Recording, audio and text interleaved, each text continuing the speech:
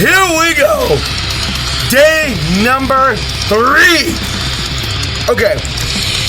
Can we be honest? Days number 1 and 2 were pretty legit. They were so legit that my voice got a little hoarse and had a little voice malfunction right there. Regardless, days number 1 and 2 were pretty awesome. Here we go. On in to day number 3. AFC week continues today as we have ourselves the AFC South here today. We'll be talking to 4 more diehard fans. And of course, we will get on in to the final weigh-in. Today, we talk about 2 teams who will wrestle over this division like crazy. And that is just if and only if a veteran rallies a team in his possible final year to make a run for the division. And if and only if a young and upcoming team who hasn't had the best luck in the last couple of years, or actually in quite some time, can rally and challenge those 2 teams at the top.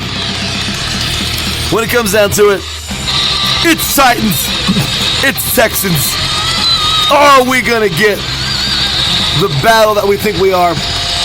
More than likely, oh yeah. Then we're talking Jaguars, Colts. One team releases their star running back. I guess he didn't fit the team. And the other team loses a quarterback literally before the season last year. And then they sign a veteran. A veteran who knows a thing or two about winning big games. At least up until the last couple of years. I don't want to see this guy go out with a ring. I'm just saying, y'all, this is going to be some fun. Here we go. You are now tuned in to 3 and Outs, A Division A Days, AFC South. Right here on iSports Radio, your directory for all that is sports.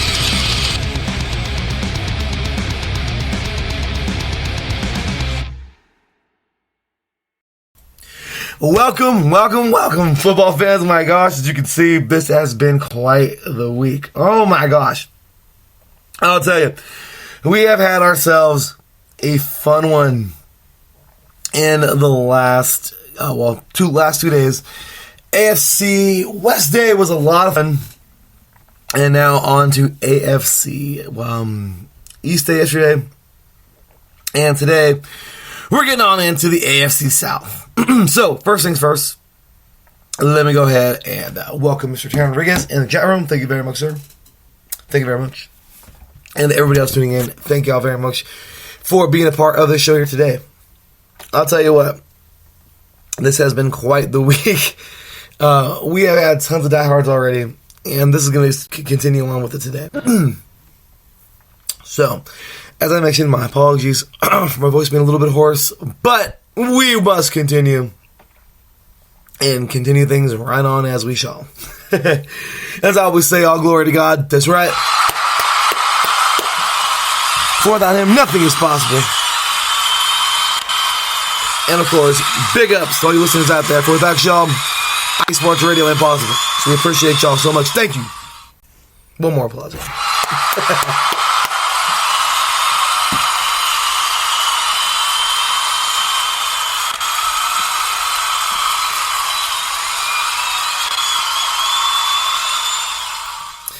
With that said, we are going to get right on into our first guest. We have a packed show today.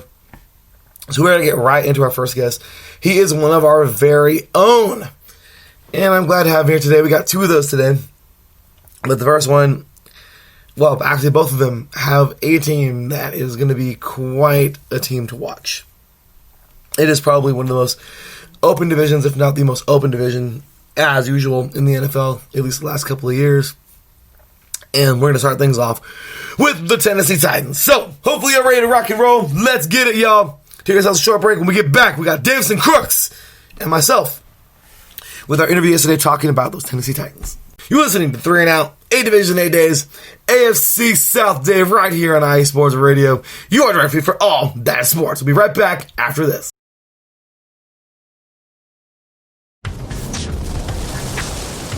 Hey guys, Dave the Fried Man here to tell you about the newest IE Sports Radio show, the Kansas City Shuffle. We'll be talking football, reigning Super Bowl champion Kansas City Chiefs, baseball, your 2015 World Series Royals, college hoops, college football, and much to Ryan's delight, hockey. Oh, wow. Make sure you catch up with us on Twitter at KC Shuffle Show. You can also catch up with my colleague Ryan the Pezquire at the Pezquire Fool on Twitter. Make sure you check us out on IE Sports Radio at 6 p.m. Central Time to 7:30. Oh, yeah. And Ryan, any final words for the listeners? Yeah, come on in, enjoy the winning we've been having here in Kansas City lately, and don't be jealous. Bye-bye. IE Sports Radio, your direct feed for all things sports. Nope, that's not it. Cut that.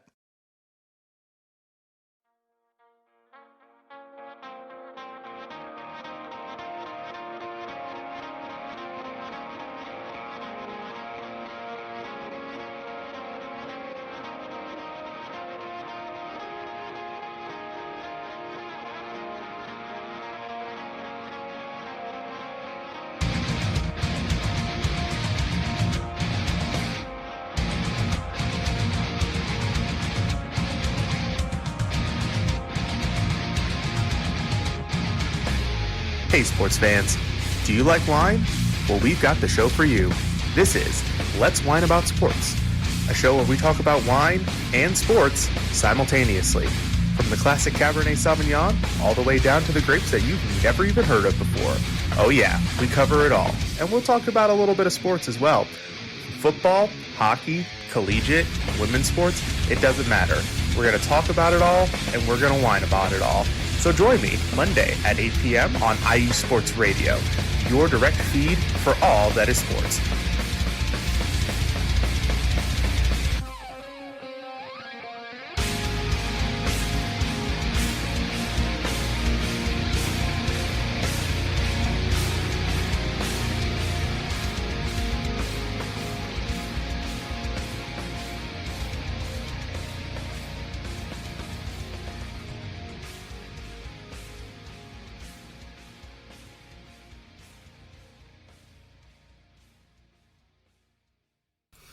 Welcome back, football fans. Well, here we go. We are starting things off today. We have 8 teams in the books, and we are now on to team number 9 of AFC week.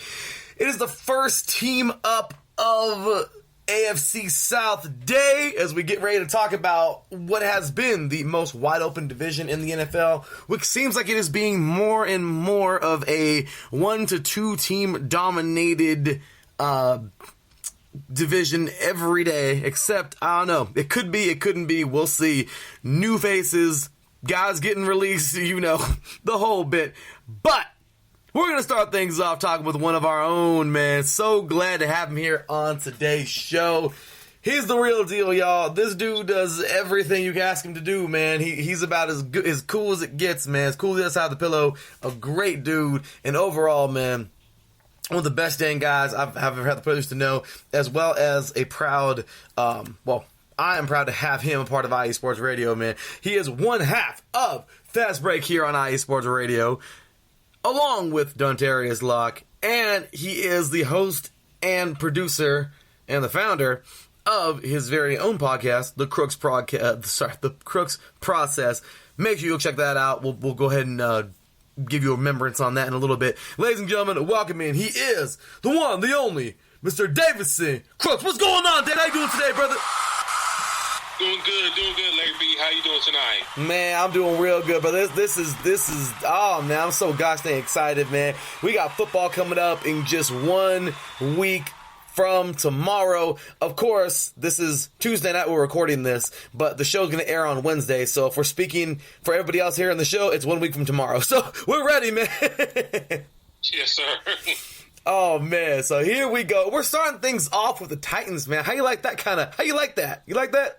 I love that because, they're the top of the division right now.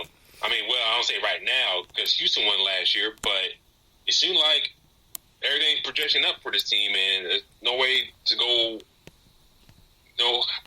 up from the AFC Championship to the Super Bowl. That's the end game for this team. I agree. You guys are looking strong. You're looking tough every single day, man. You guys are just, every year you guys looking better and better. Derrick Henry is a damn monster. You guys have a defense that's continuing to do their thing. And I am such a big Mike Vrabel fan, man. And he has turned this team into something. I'm telling you, this is awesome to see how far this team has come and what they've done. So with that said, man, it's your very first time here on 3 and Out. Davidson, I think it's the first time you and I ever been on air together, hasn't it? No, it was another time you had me on the past playoffs, I guess the face-to-face with the New England. I forgot about that. That's right, man. I don't know why, man. It's been a while, brother. But yeah, that's right, man. It was for the primetime face-off. That's right. You're talking to Pete, I believe. But yeah, man, I'm glad we're having you here. Well, I can tell you this. This is your first time doing 8 divisions in 8 days. Yes, sir. Alrighty. What was that, brother? Oh, yes, sir, it is. It's sure. I'm excited, too. Hey, man, me too, man. Let's have us some fun here, shall we? Let's do the dang thing. All right, man. So first things first, this is your first time on 8 divisions in 8 days. Let's do the dang thing, man. Here we go. Let's start things off with a little bit of introduction of you as a Titans fan, man. Talk about you, how you became such a big fan, man. What is your affiliation with those Tennessee Titans, man? My affiliation with the Tennessee Titans started off in the mid to late 90s, sort of speak, when they still in Houston as the Oilers. And I don't know what attracted me to them, to be honest with you. I don't know, maybe watching Steve McNair and see how tough he played and stuff like that. Maybe it was my dad, has got me a Titans jersey. I just kind of fell in love with the team ever since. And from that point forward, you had guys like Steve McNair, Eddie George, Frank Rychek. You already got, Bruce Matthews in the fold.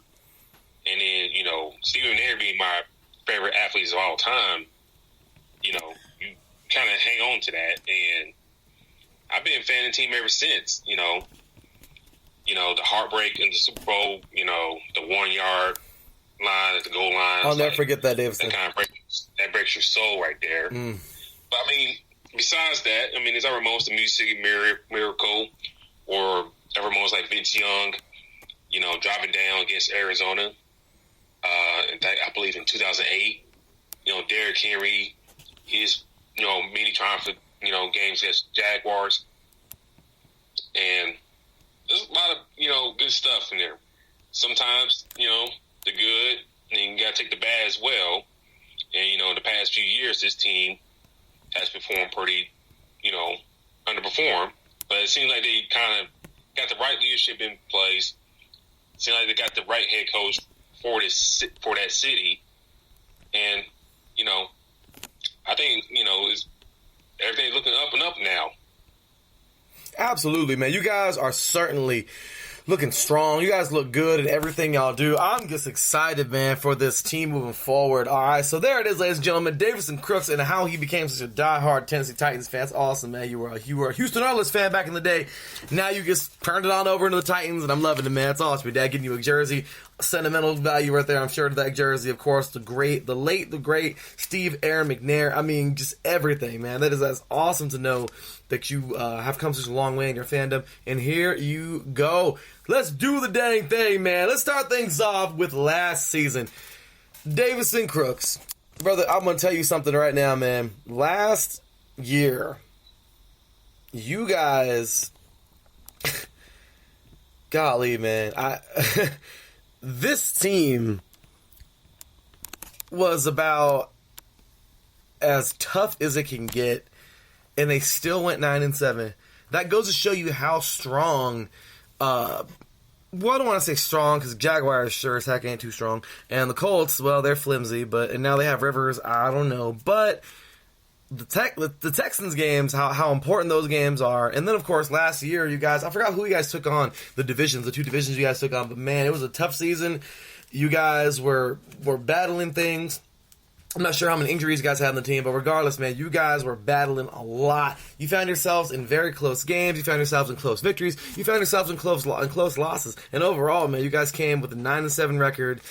Didn't quite get the division, but my gosh, you were one game away. The Texans, you were on their tail. Overall, man, give us every raw emotion, man. Give us every thought, the ups, the downs, everything. The times where you thought you guys were going to go, I don't know about all the way. I'm pretty sure. I mean, we all think about that as fans, but all of it, man. When you think you were on top of the world, when you were at your lowest, when you're thinking like, all right, well, up next season. Oh wait, never mind. We got a good season going on here. We might make it. Let me know, man. Tell the fans here. Tell everybody. Every raw emotion you had last season. You know, I talked about this in my podcast, The Crooks Process, and I immediately jumped on. I had to go on because, you know, when they lost the game against the Denver Nuggets. I'm sorry, the Denver Broncos. You're used to talking basketball on Fast Break. That's why. I was thinking about that, and then they're playing right now as well. So I was thinking, I had it in my mind. But when they played the Broncos, and in the game, it wasn't like the Broncos were world beaters and stuff like that. It's just like Mario, it wasn't clicking with Mariota that game. I don't know what's going on with him. And then they did the switch with Tannehill in that game. I talked about, like, okay, Mariota, you know, you did the switch, you know, and I was also saying that broadcast, like, you can't go back to him the following week against San Diego. You start, and then you go with Tannehill, and then next thing you know, you beat the Chargers. You had Jeffrey Simmons make his debut in that game. And after that, you kind of were, in a ways, off to the races. Tannehill, you know, play out of his mind, you know, for the rest of that season. You know, there's a couple games, you know, you think you could perform better, but other than that, he was, you know, great. And to kind of go back to that first part before that Denver game, at times Mariota looked very good. But then other times it's just like, come on, dog. We need you. And I said this the preview for that Titans team that year. It's a make or break a year for him and for this team because, you know, you're 9-7. You continue to be 9-7. At some point, you got to, you know, rise to the top. Can you overtake the Houston Texans? Can you overtake the Indianapolis Colts or Andrew Luck before he retired? You know, and you know, at times they look pretty good. You know, starting off the season, AJ Brown, that game against Cleveland, they just beat the crap out of Cleveland, and a lot of people in the national media was giving the Browns like they the best in the world. And that first week, you know, you came out and cursed out them, and we see how they wound up the rest of the season. Cleveland, I'm talking about Cleveland. And then it's like you get to that week 2 matchup against Indy, and you lose that. It's like even without Andrew Luck, you still losing to that team in a sense. And I was just like, you get to that Denver game, and you're out at the fork in the road, and then next you know, Tannehill saw the game, and everything kind of, you know, kind of opened up in the sense that this is how this team is supposed to play. This is how this team is supposed to look. You know, granted, yeah, you just like the boss gets there and Henry, but AJ Brown, you got to keep your eye on him. You know, granted, Delaney Walker went out, you know, with the ankle injury that was still bothering him from the previous year. Johnny Smith is finally coming to his own, and he saw that this year. You know, Corey Davis, at times he looked good.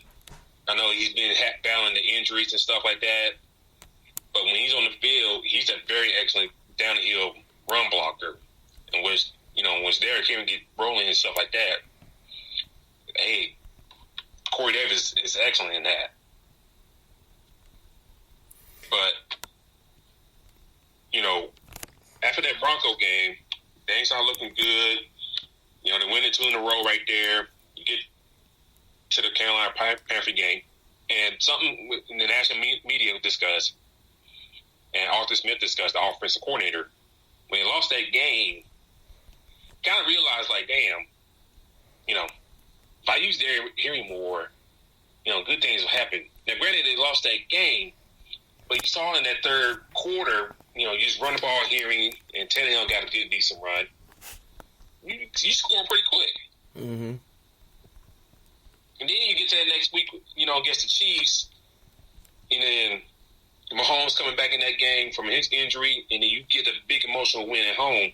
And then you ran off wins, Jaguars, Colts, your Raiders, Mm-hmm. And then, you finish season 97. And I'm with you. I'm sorry about that. Let's go ahead, finish up your thought, man. Sorry about that, brother. I didn't even butt in.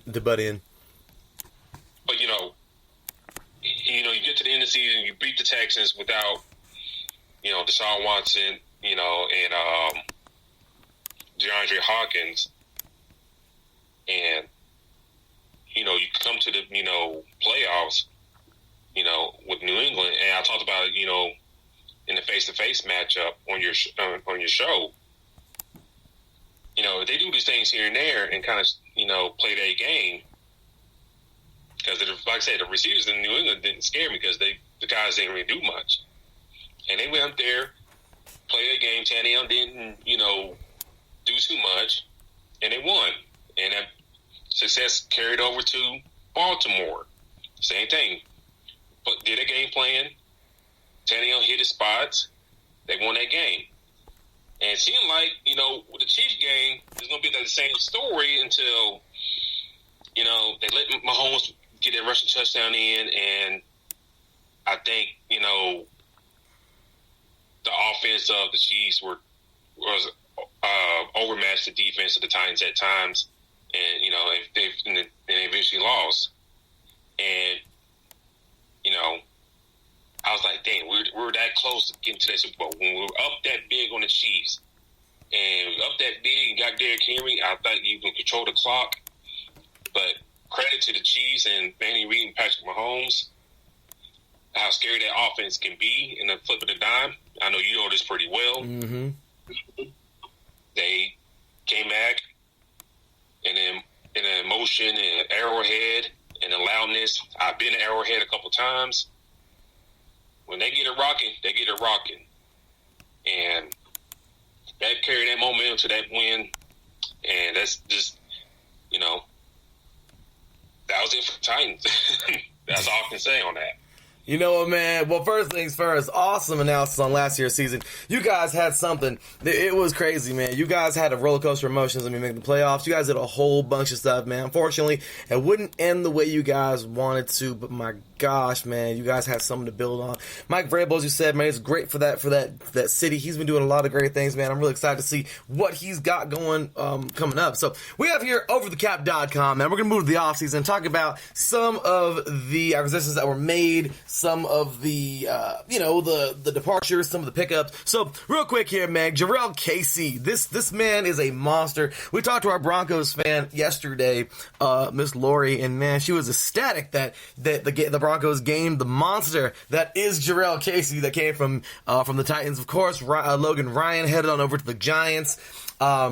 Marcus Mariota, as a matter of fact, he's headed to my Raiders. It's going to be him or Carr in the battle, so that was a big departure this year. Ryan Tannehill did stay. You guys would pick up Jonathan Joseph from the Texans, pick up there. Deion Lewis will head to the Giants. You have Ty Sombrello will come on over from the Titans. from the Falcons over to the Titans.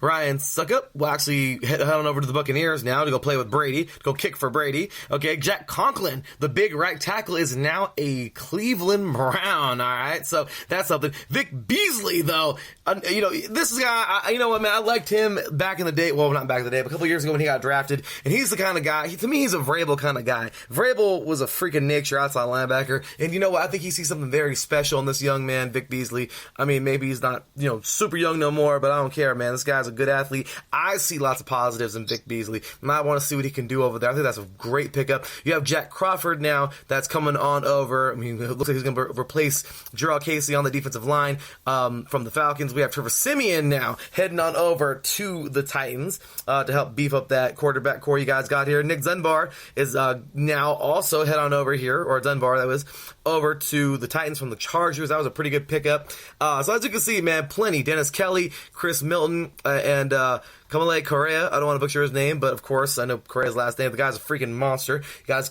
got 3 re-signs there that are pretty dang big. Austin Johnson, a big boy here from the Giants, coming in, of course, for that defensive line, at defensive tackle. Derrick Henry is staying. Tremaine Brock heading on over to the Jacksonville Jaguars to Duval. Of course, one of your guys' rivals. Tri Smith will stay. Will Compton will come on over from the Raiders over to the Titans. Ibrahim Campbell from the Packers to the Titans. So, I mean, as you can see here, man, Darius Jennings from the Titans to the Chargers.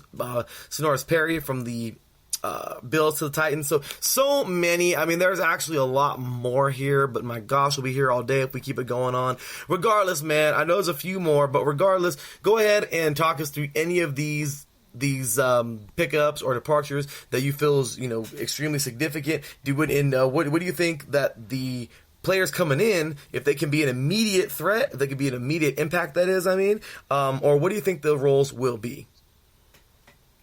Well, I'll start with Jarrell Casey. And, when he talked about his departure from the Titans, they didn't really ask him to, hey, you want to take a pay cut, restructure your contract, whatever. They just up and trade him, to the Broncos. And, and a lot of Titans fans feel like, yeah, it's business, but I think that if you talk to the dude, you could got him restructure his deal to stick around for this year. And the reason, I bring that up, Jadeveon Clowney has kind of been on the Titans' radar since, since April or so. And, we're here 2 weeks out from basically like a week out or so from the start of the season, and he hasn't signed nowhere. And I know he probably processing stuff out, but it's just like, okay, you let Jack Conklin walk to the Browns, which is, you can question that, but you resigned Dennis Kelly, and then you traded away Jarrell Casey and got his contract out of you. You resigned Derrick Henry, to that new long-term deal, which additionally save you more money in the cap. But, you're still trying to hold out for Jadeveon Clowney. Why make these moves? Like, you could have restructured Jarrell Casey. You could have kept Jack Conklin and signed into a nice deal. And then, that butterfly flag, you can not taking Isaiah Wilson, who has potential, but it's going to take a year or so, Larry. Mm-hmm. And, the story during training camp with him, Isaiah Wilson, he's not even running, with Dennis Kelly out, he's not even running, taking his place, taking the depth chart. This is the other guy that was undrafted that was brought in this offseason. I can't think of his name right now. But Isaiah Wilson's kind of third on the depth chart at right tackle. And if you're taking your first round pick like that, at least want him to be second in the depth chart, at least. But, if this other guy's ahead of him taking these snaps, I don't say it's like a telltale sign, but it's like, what's going on here? And then Isaiah Wilson, getting in trouble with the marijuana thing at TSU. For those that don't know, that's Tennessee State University up in Nashville. Mm-hmm. And if he didn't, and the report was, yeah, he got caught with marijuana and stuff like that and got in trouble, but this dude was about to jump off the second floor balcony not to get caught. I know, right? Like, you gotta be smart about that stuff, man. Mm-hmm. And, and another thing, about the offseason and stuff like that, about free agency, you lose Tajay Sharp, a guy that you drafted 3 years ago in the 5th round, a guy that wasn't a star, but, he was just in the right role, that guy you want on your team, like that 4th or 5th receiver. And this past year, he played pretty well. Now he's up in Minnesota. Now you're deaf behind there in wide receiver that's taking a hit because you don't know about Corey Davis' health. Because it seems like ever since he's been in the league, it seems like it's like an injury that's kind of lingered with him since the start. A.J. Brown, he's a stud. I talked about this before, and a lot of teams probably kicking themselves, letting him drop all the way down to the 2nd round like that. Mm-hmm. Adam Humphries, I think he's got to step up to the plate this year. I know he missed some games, but it feel like, his impact wasn't there at times like I guess Titans fans kind of hope for. And after that, you got Cleve Raymond there that everybody likes, who kind of, when he was put in the game, contributed very well. And probably see a more expanded role since Tajay Sharp was leaving. So that's a plus right there in a sense. But, who the 5th guy would be? Rashard Davis is making a name right now. Tight end, I think, is very good right now. We didn't add too much there. I think we're set there. The quarterback position, that was kind of like a big talk around Titans fans. Like, yeah, you got Cole McDonald. You drafted Cole McDonald. Yeah, you got Logan Woodside, but kind of needed that veteran there just in case, because Woodside's been there for a couple of years, but we don't know if he could come in and be the guy that kind of guide your team to a win until the next week to go about your plans. They brought in Trevor Siemian, and we don't know how fast he can pick up the playbook because, week ways over the season, and, reports coming out of camp, it's like real shaky. Right. And, I'll jump to the draft picks here. Yeah. So real quick, Dave. So we'll get right into the draft, man. Perfect. I'll go ahead and announce all the names. I think it's go ahead and do your thing, man. So first things first, 1st round pick, man. Isaiah Wilson, gosh damn monster. This guy, that Georgia offensive line was mean and nasty and huge. And what did they do? They went and picked up a big monster. They let Conklin go, but they got this guy. I love it.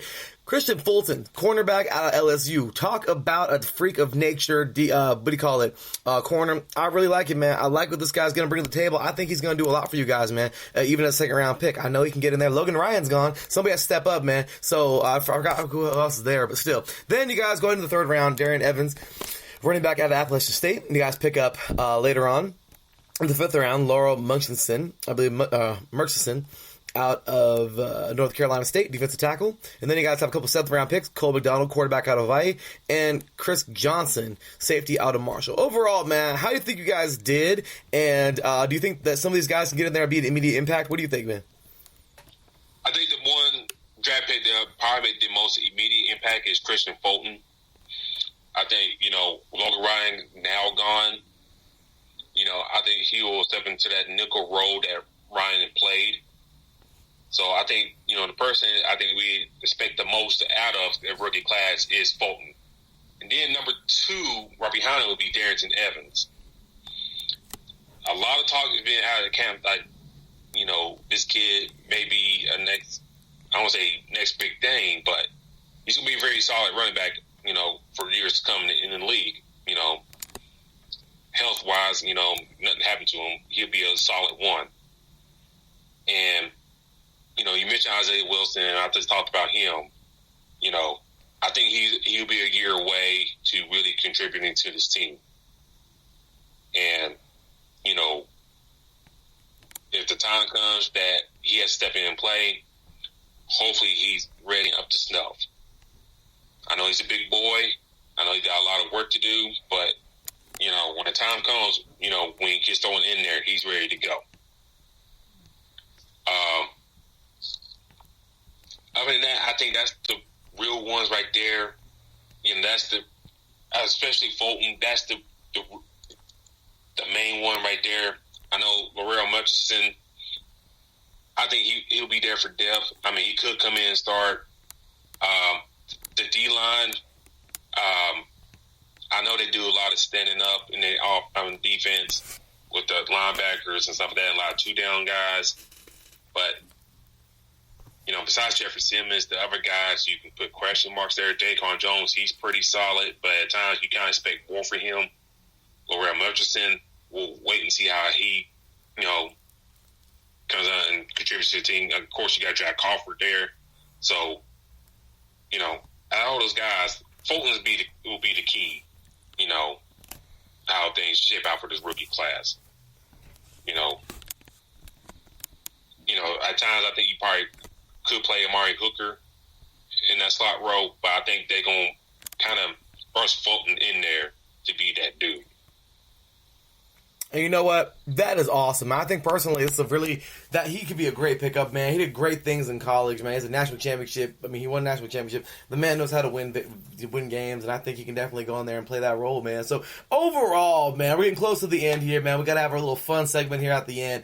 But in closing, man, go ahead and let all these Titans fans know. Now we talked about last year. We talked about how you became a fan, why you're a fan. We talked about last year. We talked about free agency, and we talked about the draft. Let's get into this season, man. Quick and dirty. What are you expecting, man? What do you think this is going to happen this year? What do you, like realistically, or fandom, or it can be the same exact thing? What do you think, personally, these Titans are going to be able to achieve this year? I expect this team to win a division. The reason I say that, because the Jacksonville Jaguars, I think they are going to a rebuild mode after the latest trade of Yannick Ngakoue. And by that signal for virtue, I think they are a full rebuild mode. So, the spin, you know, if crazy things happen, I expect them to be the bottom of the basement of the division. The Texans and Colts,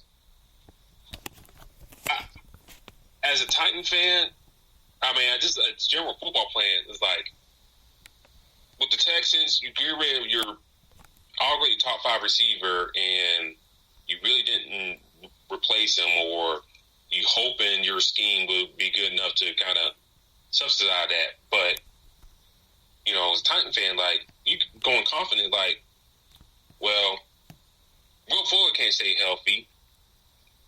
Randall Cobb, I mean, he does nice things, but he ain't going to beat you. And then, I keep on forgetting the other receiver net they got there, but, you know, those guys, I mean, yeah, Deshaun Watson is good, but you ain't good as the talent around you, and the offensive line is still like an issue down there with Houston. The defense getting old in Houston. How long J.J. Watt's going to stay healthy? Mm-hmm. You know, flip over to Indy. Philip Rivers is basically a 1-year deal, and after that, he's going to play coach high school football. Like that, huh, Davidson? And then, you know, Brissett, it seems like they haven't got no confidence in him, so you don't have to worry about him the next few years down the road. I think it's kind of funny, man. Let me just butt in real quick. You're already into our next segment, man. That's a funny. I like it because you can just continue on, man. But this is a little fun segment we like to. So here's how you can do it, man. We like to call it "Stick It to 'Em." At the very end, we give you a couple minutes. Go off, man. Have fun. You talk about the rest of the division. Literally, just talk about the rest of the division. You can talk Texans. You can talk Colts. You can talk Jaguars. The 3 teams that you're not too fond of. And you know what, man? Have fun. And then, of course, you can add yours in and at the end and just talk about why you think you guys are going to win the division and why you're better, or however you want to do it. You can be respectful. You can be how you were doing right now and just analyzing. You can be mean and ugly. However you want to be, man. You want to be mean, do your thing, man. Do what you do. So you already started, man. So if you want to, keep it going, all right? So let's do this thing, man. Here we go. Coming up, stick it to them. Jaguars, if you're a Jaguars fan, and you probably know this already, I mean, I feel sorry for y'all. And I'll be honest with you, I'm not a Jaguars fan, but David Caldwell should be gone, and Doug Warren will probably be gone after this season. So that's that with Jaguars fans. Houston, I don't know. It seemed like this is the year of Houston that they go below 500 in my eyes. I think, the talent, Will Fuller is due for injury. He'll be out. I think, the running back situation, I think they'll try to milk it the best they can, but we'll see how long that lasts. The Colts is a real more interesting team. If Phillip Rivers,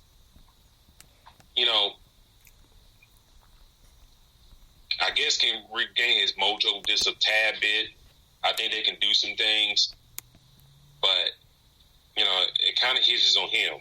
The offensive line is straight. I give the coach props on that. They build a solid offensive line. It's just you look at the defensive side, they okay, but they don't scare you to death. Then you look at the bring up my Titans and what I expect to have them this year. I expect at least 10, 11 games this year. Okay. And it can't be no more 9-7. I'm looking 9-7. At least 10 or 11 wins for this team. And I think they can achieve that this year. It starts off, with Denver. And if they can come in and win that game against Denver, I think it'll set things in great motion. But in my eyes, I think, what the other teams did in the offseason, and not really improving their teams, I think the Titans, I think it's their division to lose, my eyes, Larry. I got to be that person. It's their division to lose. I get sound of the thunder.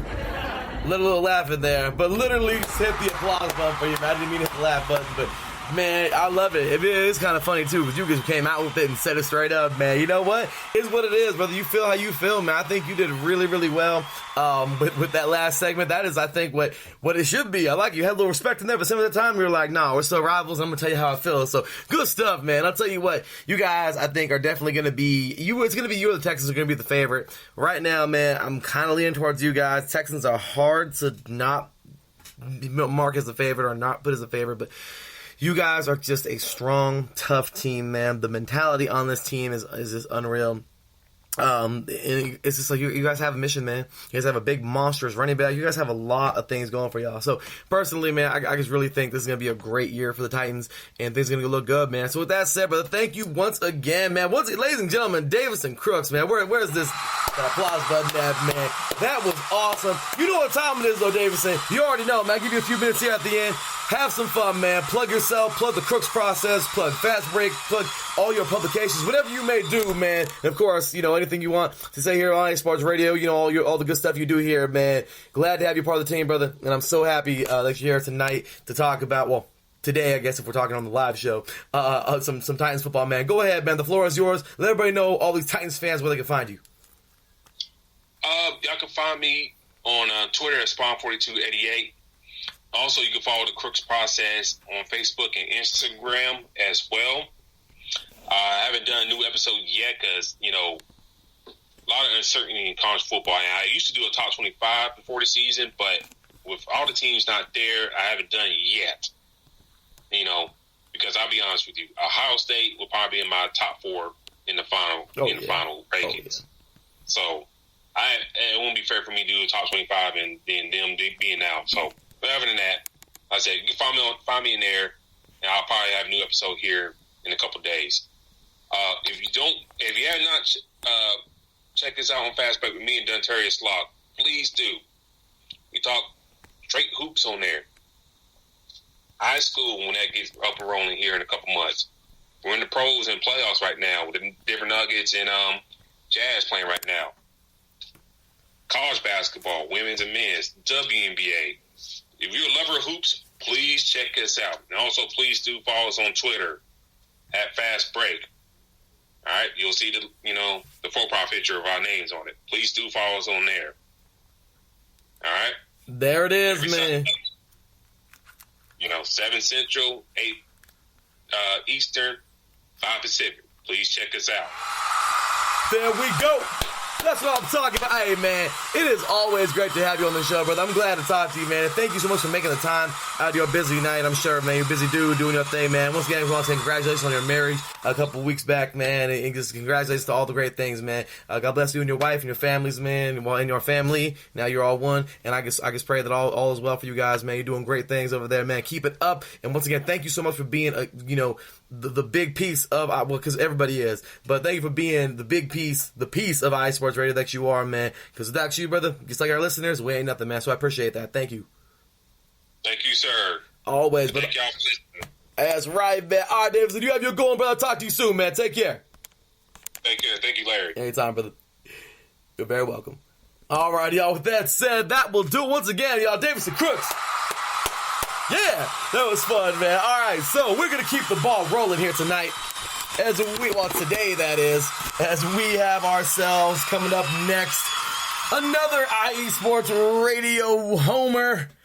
He is all the way from H-Town. It was going to be Corey Walker doing down from H-Town, but it is H-Town Blake. We got some H-Town love here at IE Sports Radio, y'all, so let's get ready, because we got some H-Town coming your way. Texans football coming up right after this. You're listening to Day 3 of AFC Week here on 3 and Out, 8 divisions in 8 days, talking AFC South. One team down today. We got 3 more to go.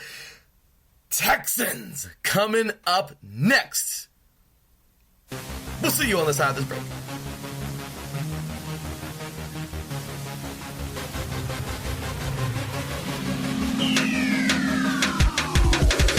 What's up, everybody? This is Darren Rodriguez.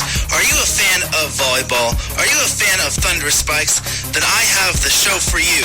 Set Point, where I cover NCAA men's and women's volleyball, high school boys and girls volleyball, beach volleyball, and even professional volleyball. Catch the action every week here on IE Sports Radio, your direct feed for all that is sports.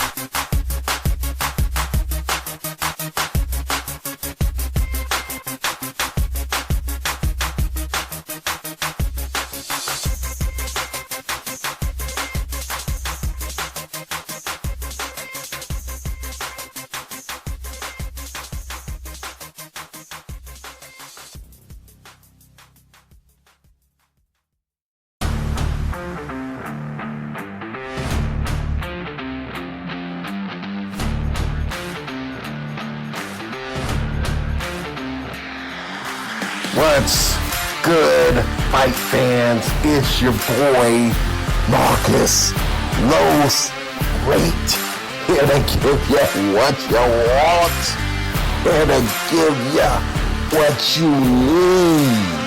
Yeah, man. Yeah. I'm coming to you live, straight from your mama's basement with a crispy, awesome white tea. They're coming to you live every Tuesday at 10 p.m. Eastern Standard Time. Powered by IE Sports Radio, your direct feed for all that is sports.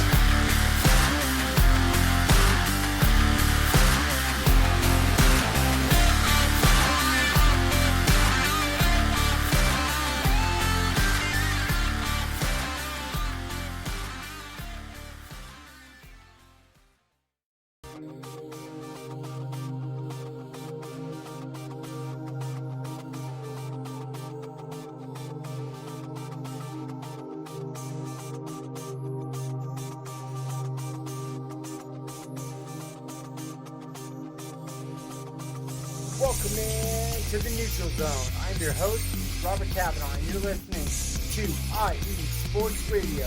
If you like big, nasty hits, if you like slap chop straight to the neck, if you like it when the gloves hit the ice and the big boys get down, then this is your show.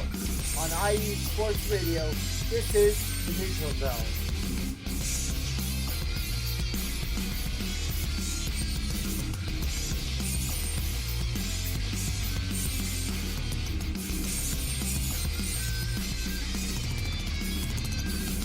May our shots on goal always be true and straight to the net. If they are not, may they be followed up, redirected, or change collected. Let's go on IE Sports Radio with me, your host, Robert Kavanaugh, and this is The Neutral Zone. A show you do not want to miss, I'll tell you that. Great stuff every week from Robert, talking about the latest in hockey. All right, Joe, well, big ups to Mr. Davison Crooks. Got to show him some love, yo. That was a good interview.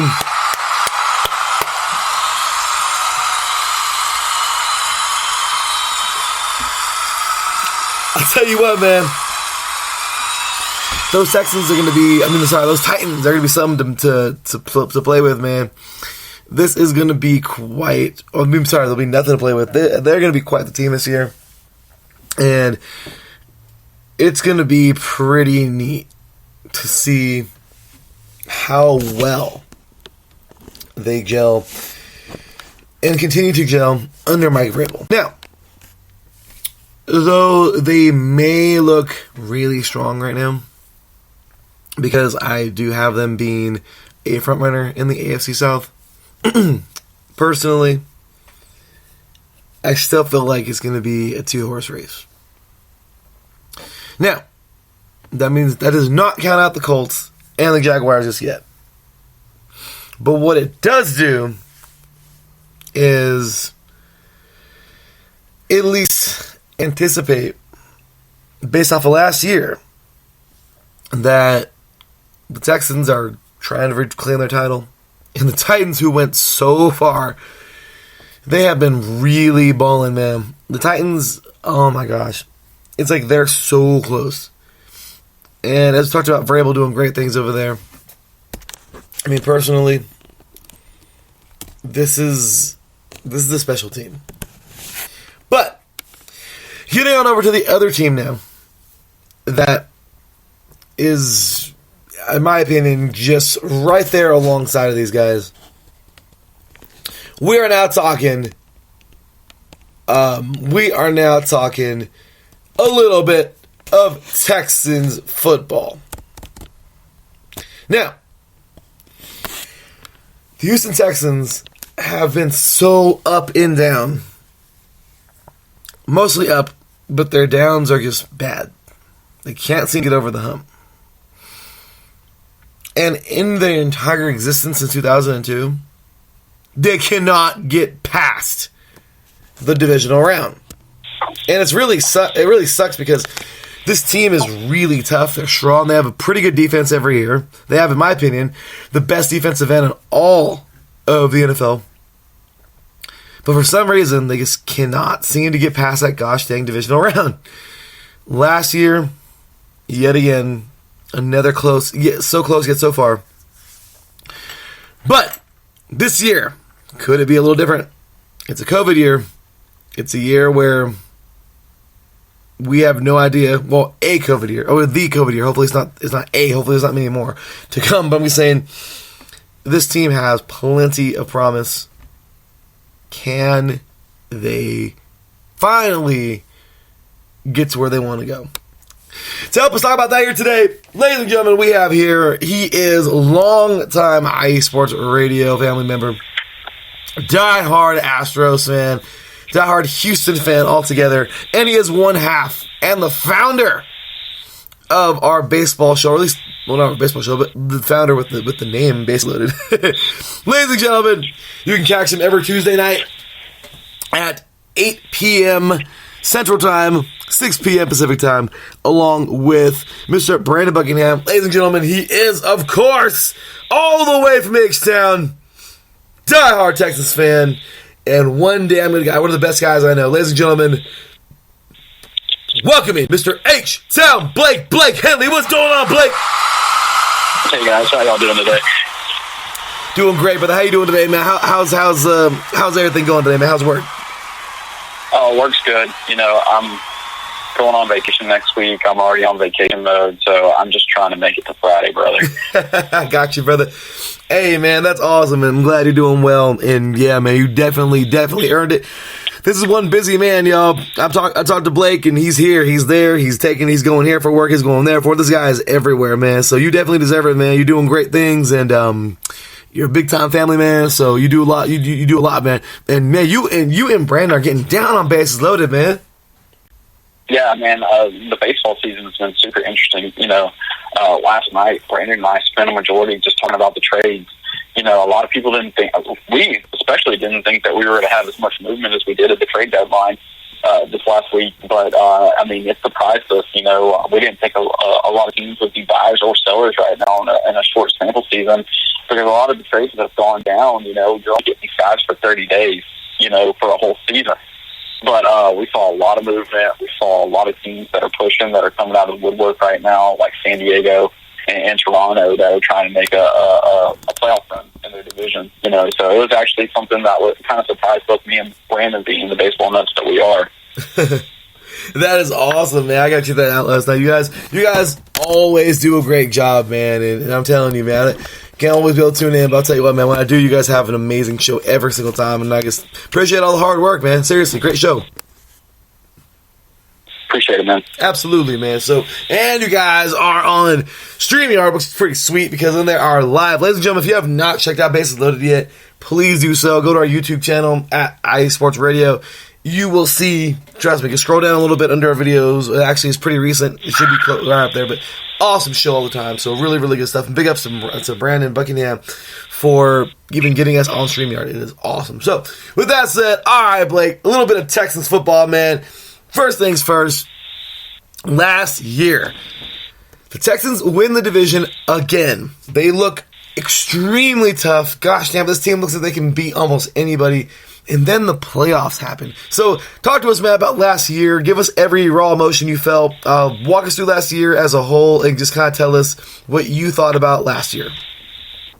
Well, last year, I didn't have high expectations, going into the year, but it kind of seems like, Deshaun kind of puts this team on his back, no matter what he has in front of him or to the side of him, carrying us all the way there. And obviously at the end, at one point, 21-0 against Kansas City in the division round, was kind of where we fell off the cliff, obviously, and, Kansas City went out there and did that to more than multiple teams through their playoff run.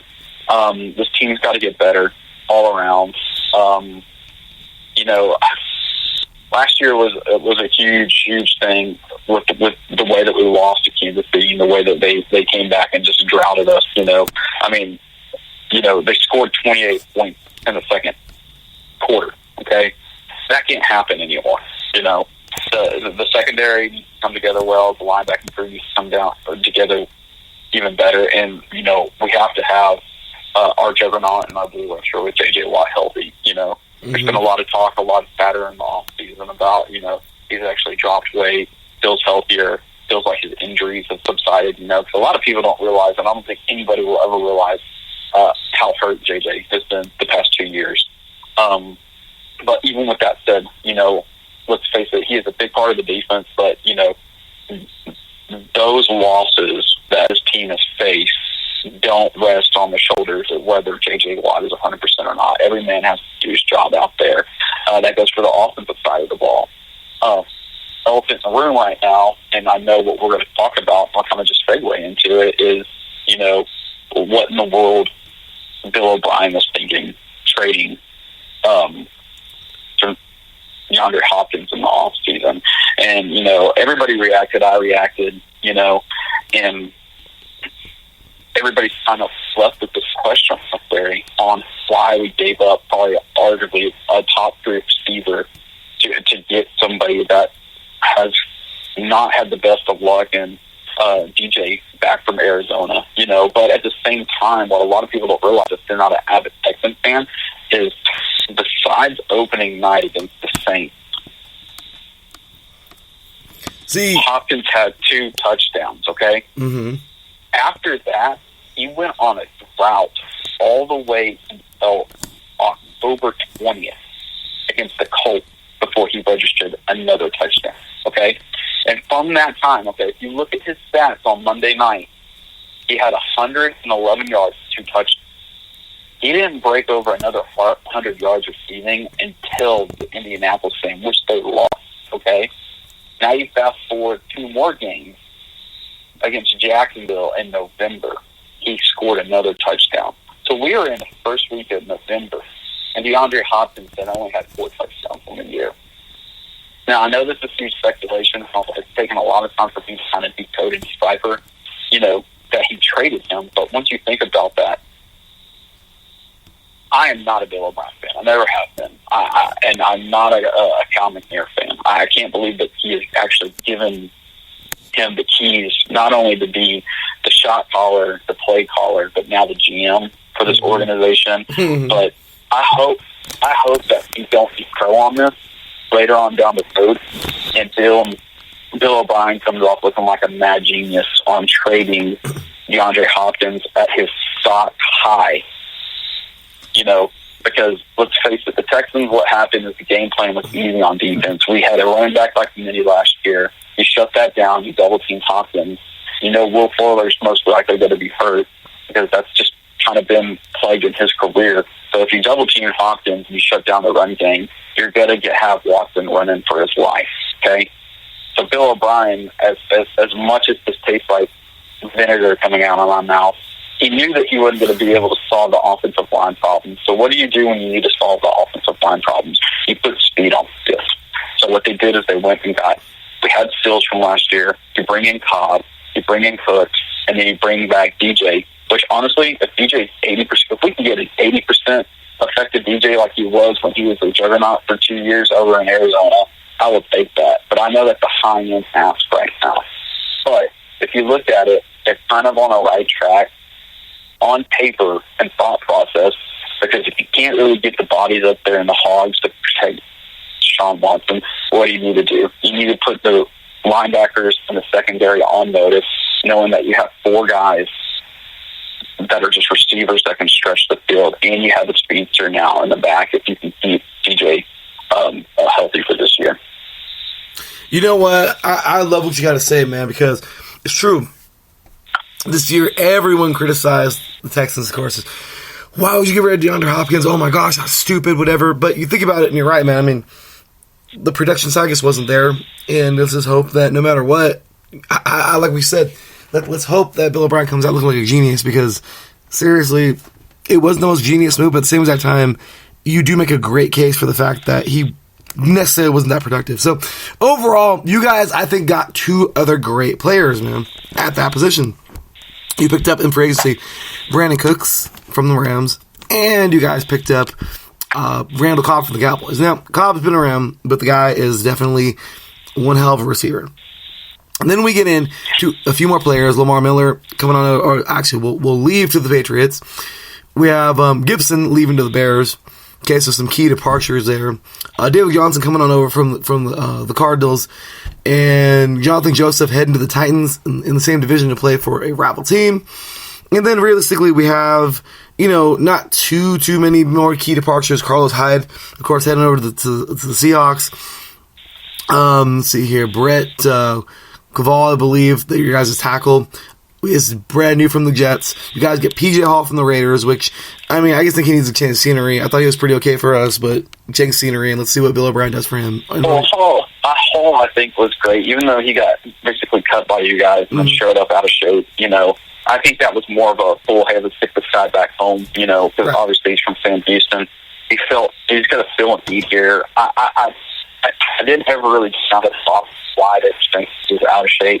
So let's face it, that guy, this could be a journeyman process, but at the same time, what is JJ going to benefit off of is having another big body guy next to him? And I think that's the reason why they actually brought him in. It's not because of productivity, but because of the size push that he can get on the defensive scheme that we have here in Houston.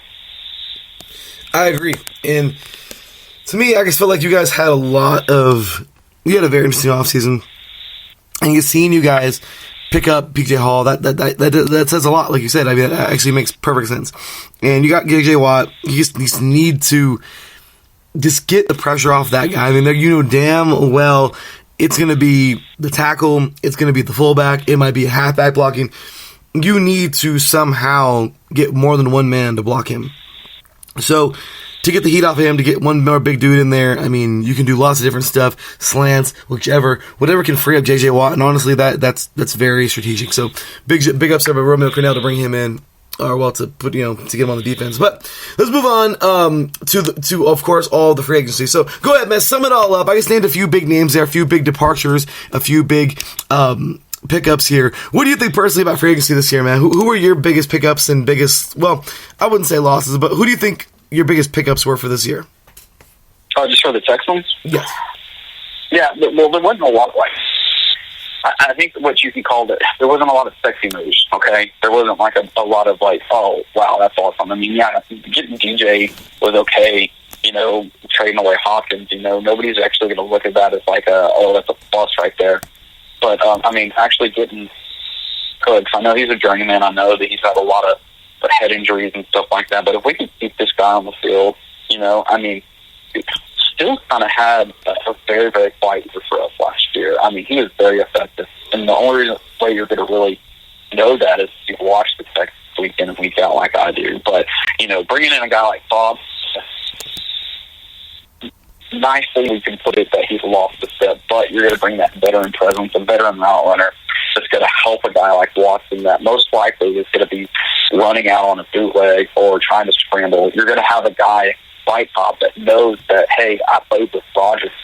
I know how to win guys throwing out of the pocket, how to break off my route and get open. I think that's one of the main reasons why they brought him in. It wasn't because of his productiveness in the past, but just that he's a veteran, and he's going to be crafty breaking off the route when Strong's running for his life back there. Bringing in Cooks for me, I think, is the best pickup for us. I would like to see him be very, very productive for us this year because, we all know on both sides of the ball very deep kills. And, Cooks, you can almost put him in healthy as the same category as Hall from Kansas City on a feature. Will Fuller, like I said, he's been hurt a lot. But if you put all four of those guys in, it doesn't come off as a sexy wow receiving core, but on paper, it is showing an organization doing all that they can to make Deshaun Watson successful in the pocket without addressing, obviously, the need for offensive line, which is always going to be a need on any team, regardless of what their offensive line, whether it's the best offensive line or whether they're struggling right now. And I think with the free agency, we weren't able to address those, and obviously not having first-round draft pick and a lot of trades that we had in the offseason, that was the best-case scenario, not with the way they approached it this year on trying to solve Deshaun Watson basically running for his life in the backfield. And you know what? That right there it's huge because I like it. Love him or hate him, Bill O'Brien's doing his best to get Deshaun Watkins. Of course, as we know, if you didn't draft him, you're passing up on Michael Jordan, as Dabo Sweeney said when he was coming out of Clemson. So, absolutely, he's trying his best to build around his quarterback and give him as many weapons as he can. And you know what? You can't fault the guy. So let's hope that it all comes together. Overall, you guys have a pretty damn good defense. And the offense just needs to continue to click and do big things. So moving on over to the draft, we have here another big body, as you mentioned, defensive tackle Ross Blacklock coming on over from TCU. You guys picked him up. You guys also picked up Jonathan Greenyard, defensive end out of Florida. As we can see, we know where you guys are going. You're trying to beef that defensive line right back up again. Charlie Heck out of North Carolina, big offensive tackle there. John Reed, corner out of Penn State in the later rounds. Well, they're both in the fourth round. And then, of course, you have 1 5th-rounder, and that was it. Isaiah Coulter, wide receiver out of Rhode Island. So, what do you think, Blake? Overall, man, do you think, guys, for the picks you guys had, do you feel you had a pretty decent draft? Do you think any of these guys could be immediate impact? Well, I think what we did going into the draft, knowing that we didn't have the first couple of rounds that we could actually make some moves in. I think what they did is they loaded up on talent what they needed. Let's face it, on the depth chart so far, you had 9 offensive linemen, you have 6 defensive linemen, and they have 8 linebackers. So there's a big need on that. It's kind of weird with the departure, like you said, of Donovan Joseph, that I'm really not that concerned about the secondary this year because Jonathan Joseph's done great for us, but I mean, it kind of seemed like last year at the end of the year, every big play was given up onto his side. I kind of feel like what they did is they kind of attacked the needs that they thought that they had built on the draft. But I mean, let's face it, the way that we've made trades the last couple of years, no Texan fan has really changed in really to the first round of the draft. That's the first couple of picks, obviously. In saying that, we're going to find out quick and dirty, what this team's made of the first couple of weeks of this NFL season. Once you look at the first, 5-6 games that we have, we play Kansas City, Baltimore, Pittsburgh, Minnesota, then we play Jacksonville, then we have Tennessee and Green Bay. That is the gauntlet of our schedule right there. The first...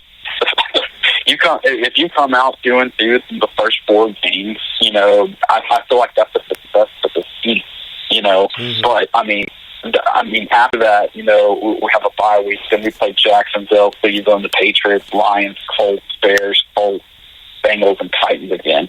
That first 5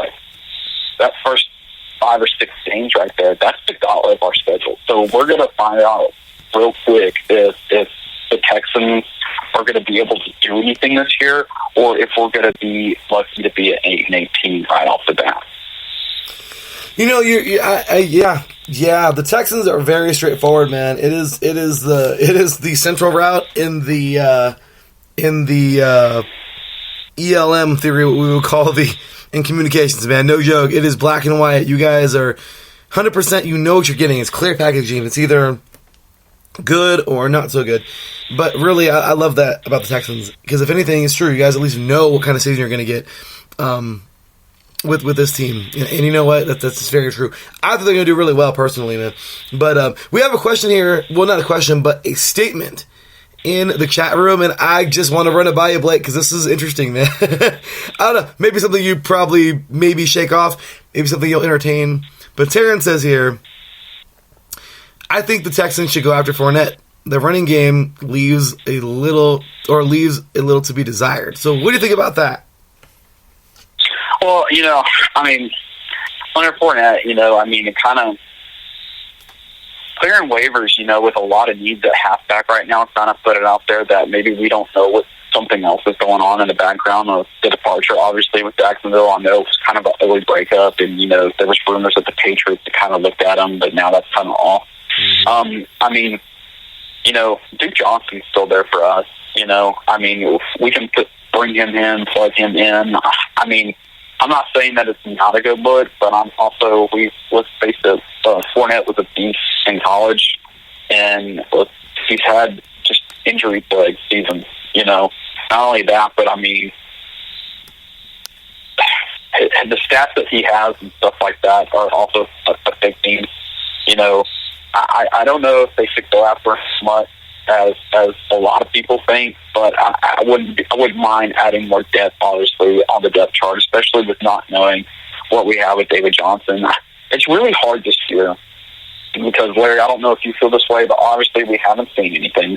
We haven't seen any preseason. Mm-hmm. I feel like, there's a lot of stories, stuff like that, rather than actual, plays that we're seeing, and we're seeing people on different teams. And I kind of feel like we're at a weird point of transition. I felt that last year, where you have kind of like a changing of the guard, and you have like these juggernaut titans that have been the face of the NFL for the past 5 to 10 years, finally retiring, and half the people coming into the forefront, like your Lamar Jackson, like your Patrick Mahomes, and like your Deshaun Watson, like actually coming up and being the stage in the forefront of what the NFL is starting to put out as a product in their faces. So I'm kind of weird on going off of like the power rankings right now and things like that, because I know there's not a lot to look at on preseason, but we haven't seen any of these teams play. We haven't seen any chemistry or anything like that. We're basically going off of video footage from practices. So it's going to be a strange year. Of course, you're going to have your top 5 teams that were the top 5 teams of last year. But honestly, and I've said this on our baseball podcast, I think 2020 is up for grabs with anybody in the NFL right now. With the way that the culture is and the way the times are right now, you know, and the way that we're in this transition right now in the NFL. You know, I mean, Kansas City went out there and basically won a Super Bowl without having defense.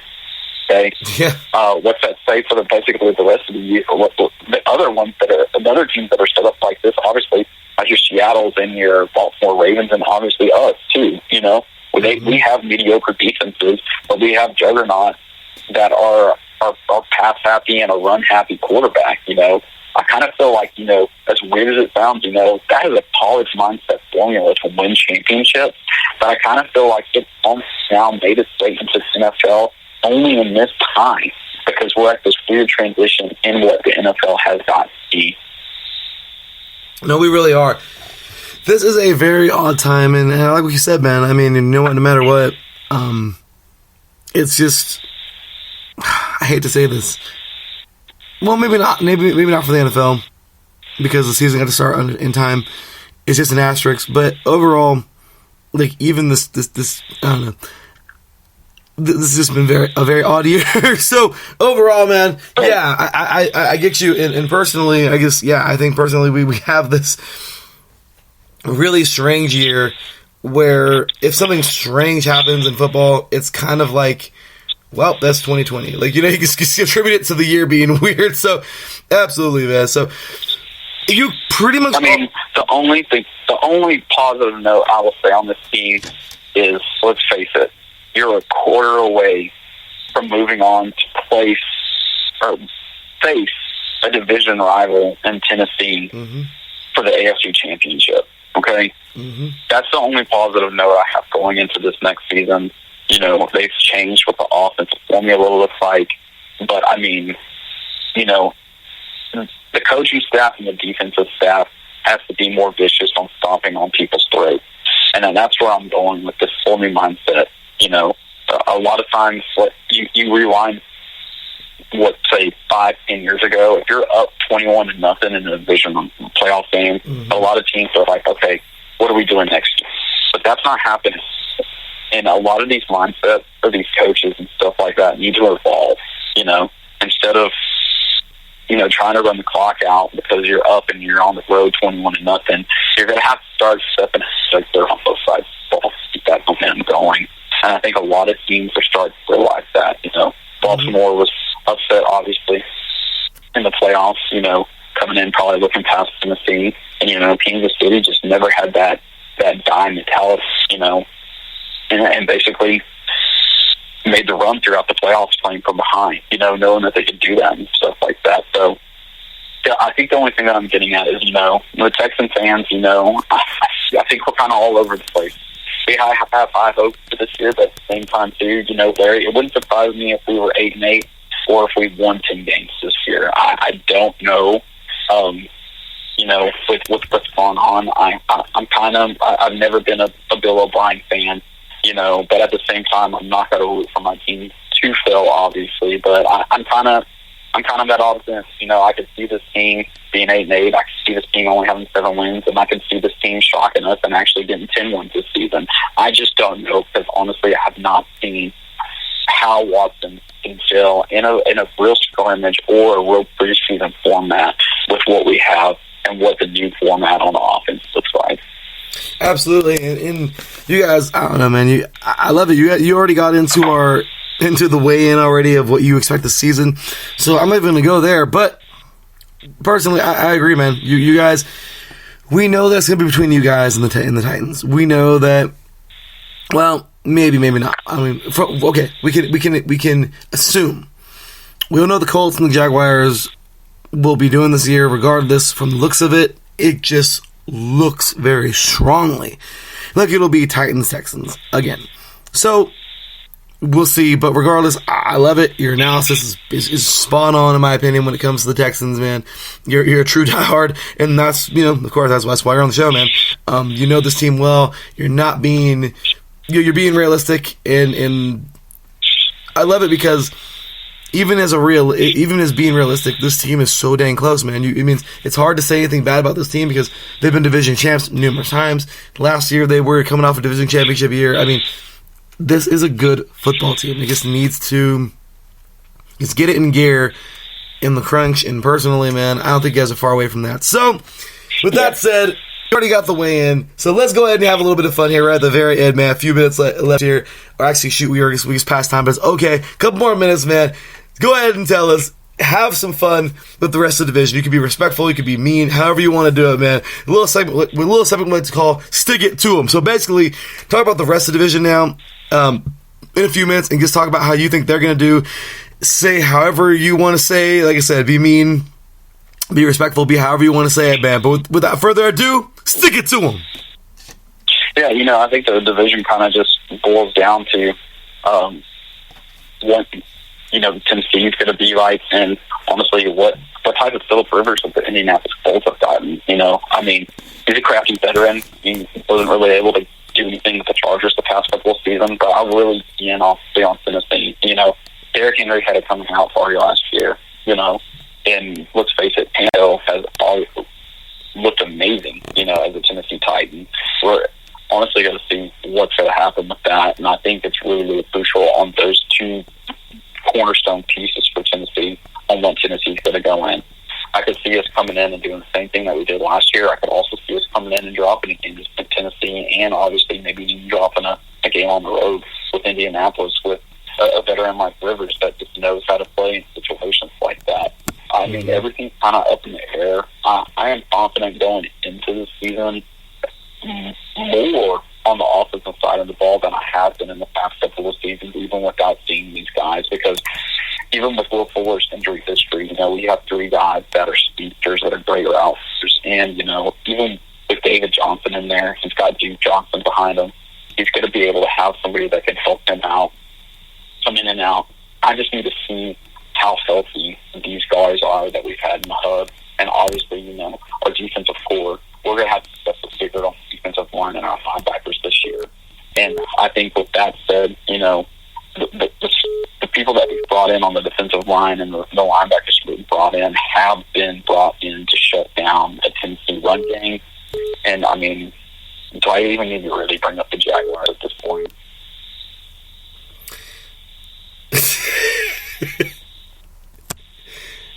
I mean, poor Jaguar fan, I mean, at this point, it's kind of like you kind of are on the same boat as me. You kind of look at ownership and you're like, can you just sell the team at this point? Because, Jacksonville, had that run, 2-3 years ago, and now it's just kind of like the team's left in shambles. But biggest question mark is going to be Tennessee. And we get them early in the year and then face them at the end of the year. So it's going to be really interesting. We get them October 18th in Tennessee, and then the last game of the regular season, we play Tennessee at home. So that's going to be really interesting to us because, a lot of teams that are gunning for the playoffs, start posting those last 2 games. Mm-hmm. We have Tennessee the last game at home. So it's going to be really interesting to see what happens and where this team is, at the end of the season. It really is, man. And I'm looking forward to it. So with that said, y'all, Mr. H-Town, Blake, where's my applause button next, y'all? Awesome stuff, man.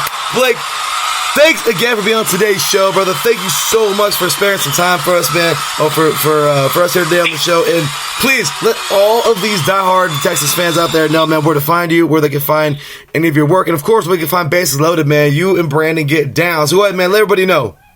You can find me at H-Town Blake on Twitter, and then if you just type in Bases Loaded, guys, we have our own Twitter page that's associated with IE Sports Radio on Twitter. So check us out, man. We're diehard baseball fans, but Barry knows me. I'm a football fan, and I'm an even bigger college football fan. So I'm looking forward to getting back to some reality on Saturday and Sunday coming up. I am totally with it, man. Well, that's going to be some fun, brother. And look forward to having many, many, many more great shows and and some more live calls, man. So from you and Brandon, and just keep up the great work, man. So, hey, thank you so much for yet again, man. Or once again, God bless you and your family. Have a wonderful vacation, man. You definitely earned it, man. I hope all is going well, and I'll talk to you soon. All right, brother. Y'all have a good one. All right, buddy. You too, man. Take care. All righty, y'all. That was H-Town Blake. Super excited to have this guy on the show again, man. Awesome, dude. Well, our next guest is chomping at the bit. He's ready to rock and roll, so I got to go get this phone call and bring him on in. But when we get back, we are talking Jaguars football. right here on A Division A Days. 3 now, y'all. A Division A Days. AFC South Day is rolling on. We're halfway through. We got 2 more teams to go. We will be ready with Duval right after this.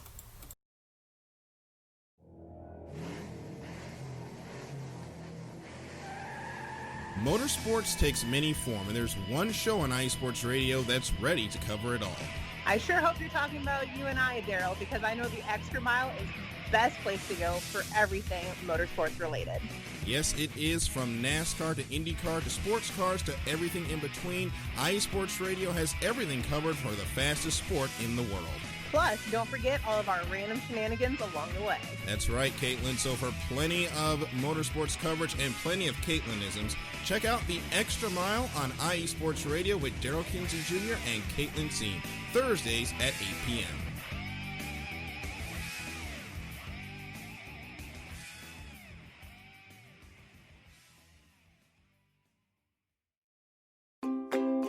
Were you listening to a great game on USRN, but then the Wi-Fi crashed in the final seconds? Or do you simply want to listen to the best calls we here at USRN have to offer? Well then, you need to go check out our Audio Boom page. It holds a collection of our best calls that you don't want to miss. How do I get there, you ask? You can download the Audio Boom app and look up Ultimate Sports Radio, or simply go to audiobook.com/Ultimate Sports Radio. And as always, thanks for listening and making USRN one of the most talked about sports networks on Mixler.com.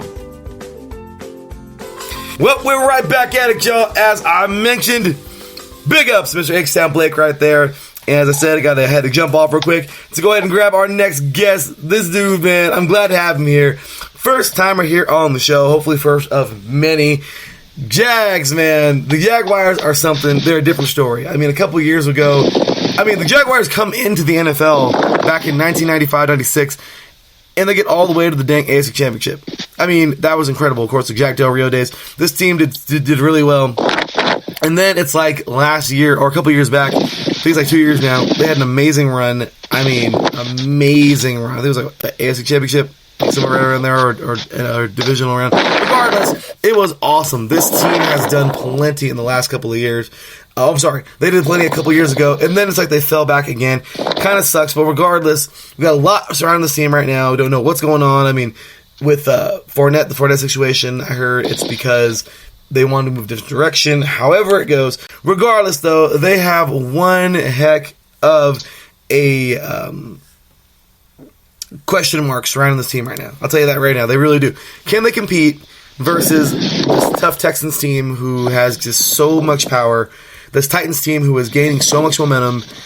And then there was Phillip Rivers and the Colts. So it's like Gardner Minshew, the youngster coming in. No more Fournette. Like, what is it with this team? What do we think will happen this year? This is a very interesting team to talk about. And I'm so glad that we can do that right now. Because we have ourselves another first-timer, as I mentioned. He is, of course, a diehard Jacksonville fan. And what can I say, man? Pretty cool guy. Journalist, editor, author. Glad to have him here today, ladies and gentlemen. Welcoming here for his first time, hopefully many. Mr. J.R. Duran. What's going on, man? How you doing today, man? Not much, man. Larry, thank you for having me on the show. It's good to talk to a fellow Californian about football. I was in San Diego for a long time. Was a Chargers fan for a long time, and then moved a couple different places. Ended up here in Jacksonville. Chargers left San Diego, and I was done with the team. So I was here in Jacksonville and figured, hey, the Jags are here. I can go to games. They had just gone to the AFC Championship game and made them my team. That's awesome, man. Well, you know what? You're right there in the area, good old Duval County. That's awesome, man. I'm glad that you're, you have your team and everything's good. And unfortunately for the Chargers, we have a Charger in the chat room right now, Mr. Taryn Rodriguez. And yeah, man, after they left San Diego, it rubbed a lot of people wrong, didn't it? Well, yeah, and I was like, all right, guys, like, I understand if you're making a business decision and you want to go somewhere else, but, like, you guys had to go to L.A., like, right? Of all the places you could move the team. And, so I was like, all right, I can't do this anymore. I was here. I was a Chargers fan ever since basically high school, like in the early 90s, and loved the team. loved the players, loved Rivers. And once they decided to go to LA, I was like, all right, that's it. Like, I'm going to hold out with Rivers as long as I can. But at some point I have to find a new team. And I'm glad you did, because this sports team, man, I don't understand it. I don't. Yeah. But whatever. On to the Jaguars. So, with that said, let's jump on into these Jags. First things first, man, it's your first time here on the show. So go ahead and tell everybody. Well, okay, you already told everybody how you became a fan. So, with that said, let's go ahead and get on to last season. All right. So, last year was very less than desirable. Again, you guys coming off of a big, big season. Fortunately, it just wasn't to be. But last year, man, you guys just kind of fell off again. Go ahead and give us every raw emotion you felt during last season. Okay, well, going into the season, I was excited, man. We had signed Foles. The franchise has had a really, really terrible history with quarterbacks all the way back to the end of the Mark Brunell days, right? So, he was good. And after that, there were just average quarterbacks that had good games every once in a while, like Leftwich and Garrard. And then it just went south after that. So, as a Jaguars fan, in the last 3 years, you're thinking oh my God, we made it to the AFC Championship game. And depending on who you talk to, the general idea was, well, we would have won that game if we had a better quarterback. Mm-hmm. The OC Hackett pulled back on the game plan a little bit. He had to limit it because of Bortles' limited skill set. And so when they pulled back the reins on the offense, Brady did his thing and we lost the game. So there was this idea that if we only had a better quarterback, we're not even talking a good quarterback. We're just talking about an average quarterback who isn't prone to mistakes, then we'll solve our problems. So when we signed Foles, I was so excited because, new Jags fan, Foles has gone to a Super Bowl. He's won a Super Bowl MVP. I'm so glad to have this guy here because he seems more just can perform on the field in the clutch. And he was more of a straight-laced kind of a guy because Bortles was really Central Florida, kind of this just kind of good old boy vibe. And so that was great. But then that's kind of also how he played on the field. Not like a Brett Favre good old boy that was a talented quarterback who didn't throw it deep and everything. Bortles was more of he had flashes, but he made too many mistakes. So Foles comes into town, we're excited. In the fan base, there's some division about if Foles was the right choice because he doesn't really produce in the regular season all the time, mm-hmm. and particularly with teams that don't have good coaching or are bad teams. And so there was some split, but it was who are we going to get? Tannehill? Nobody wanted Tannehill. And there were other quarterbacks floating around that nobody was really interested in. So we went into the season a little skeptical about how the team was going to perform, but we were hopeful that we were going to be able to put together a winning season, which doesn't happen too often here. And that's a bummer, man, because the Jags, man, you guys, you know what? Coming from a Raider fan who absolutely is disgusted with my team almost every year, I know about I know a thing or two about faithful fans. Just a few things, and you guys, man, talk about faithful fans. Same thing with us. Hey, we even had a little run-in last year, man. You guys would defeat Oakland in their final home game in Oakland. What do you think about that game? Okay, so that was great because it was one of the few bright spots during the season. And to be able to send a team literally out of town forever with a loss was good. But you have to understand, we're dealing with this huge disappointment of a season. So I was okay, it was kind of nice, to stick it to the Raiders. But we have a bunch of other things going on, and that was a small consolation. But I got to give it to you guys, man, because I used to live in San Diego. I worked at Qualcomm Stadium, and so I would be selling soda and peanuts, Cracker Jacks at the Chargers games. And dude, the Chargers Raiders games were wild, man. It was so much fun. It was so crazy, and everybody was so insanely devoted to their team, man. So your fans are great. Got to give a shout out for that. Yeah, man, thank you. Yeah, we're just hopeful for no reason. I'm just kidding. Well, hopefully we get something to cheer. I'm actually excited for the season for us. But yeah, man. So in the chat room here, we got to give some love to the chat room, man. Taryn Rodriguez and Mr. Marcus Lowe's great in the chat room here talking. Terrence says, was a Chargers fan. Quitter.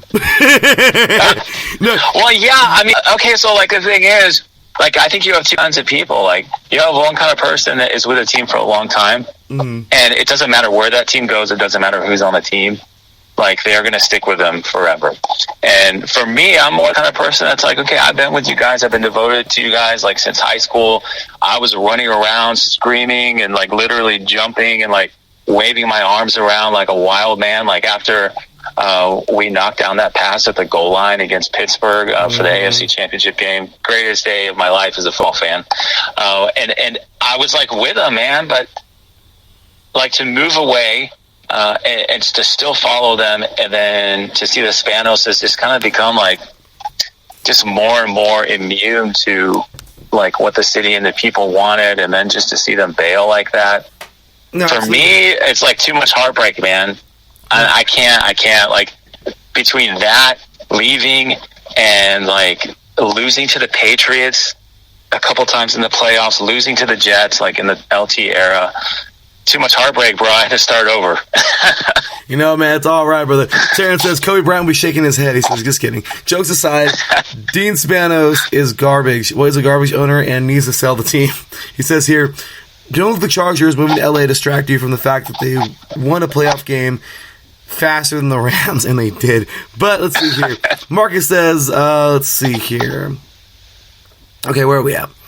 Where are we at? Okay, they're just talking among themselves. But all right, so with that said, man, let's go ahead and get on into last season. Well, into the free agency period. The Jaguars, you know what? You guys last year, it was a interesting free agency, to say the least. So going over to overthecap.com, we have here a few different departures and big pickups. Nick Foles, man, I'm bummed out. Like, why? Like, why? This guy won a freaking Super Bowl with a team that should have kept him, but they kept the guy who gets hurt all the time. And then he goes to Jacksonville. And then he goes to you guys, and it's like, all right, cool. You know, you guys are... You know, he can help you guys out. And then he's like, you guys get rid of him. It's like, what the hell? Like, I really thought he'd be good there. But now he's going to the Bears, and I'm really hoping that he goes there and does really well. But anyway, journeyman in a sense. We got Calais Campbell there for a little bit, off to the Ravens, very defensive team. AJ Boye off to the Broncos. Marquise Lee to the Patriots. We have here Tyler Eifert, though, is coming on in over from the Bengals, so a veteran tight end there. From Washington, you guys are getting Chris Thompson. Jeff Swaim, actually, is head on over to the Titans. So as you can see, we have a lot of different key departures and pickups. Cody Davis going to the Patriots. Al Woods actually coming on over to the Jaguars from the Seahawks.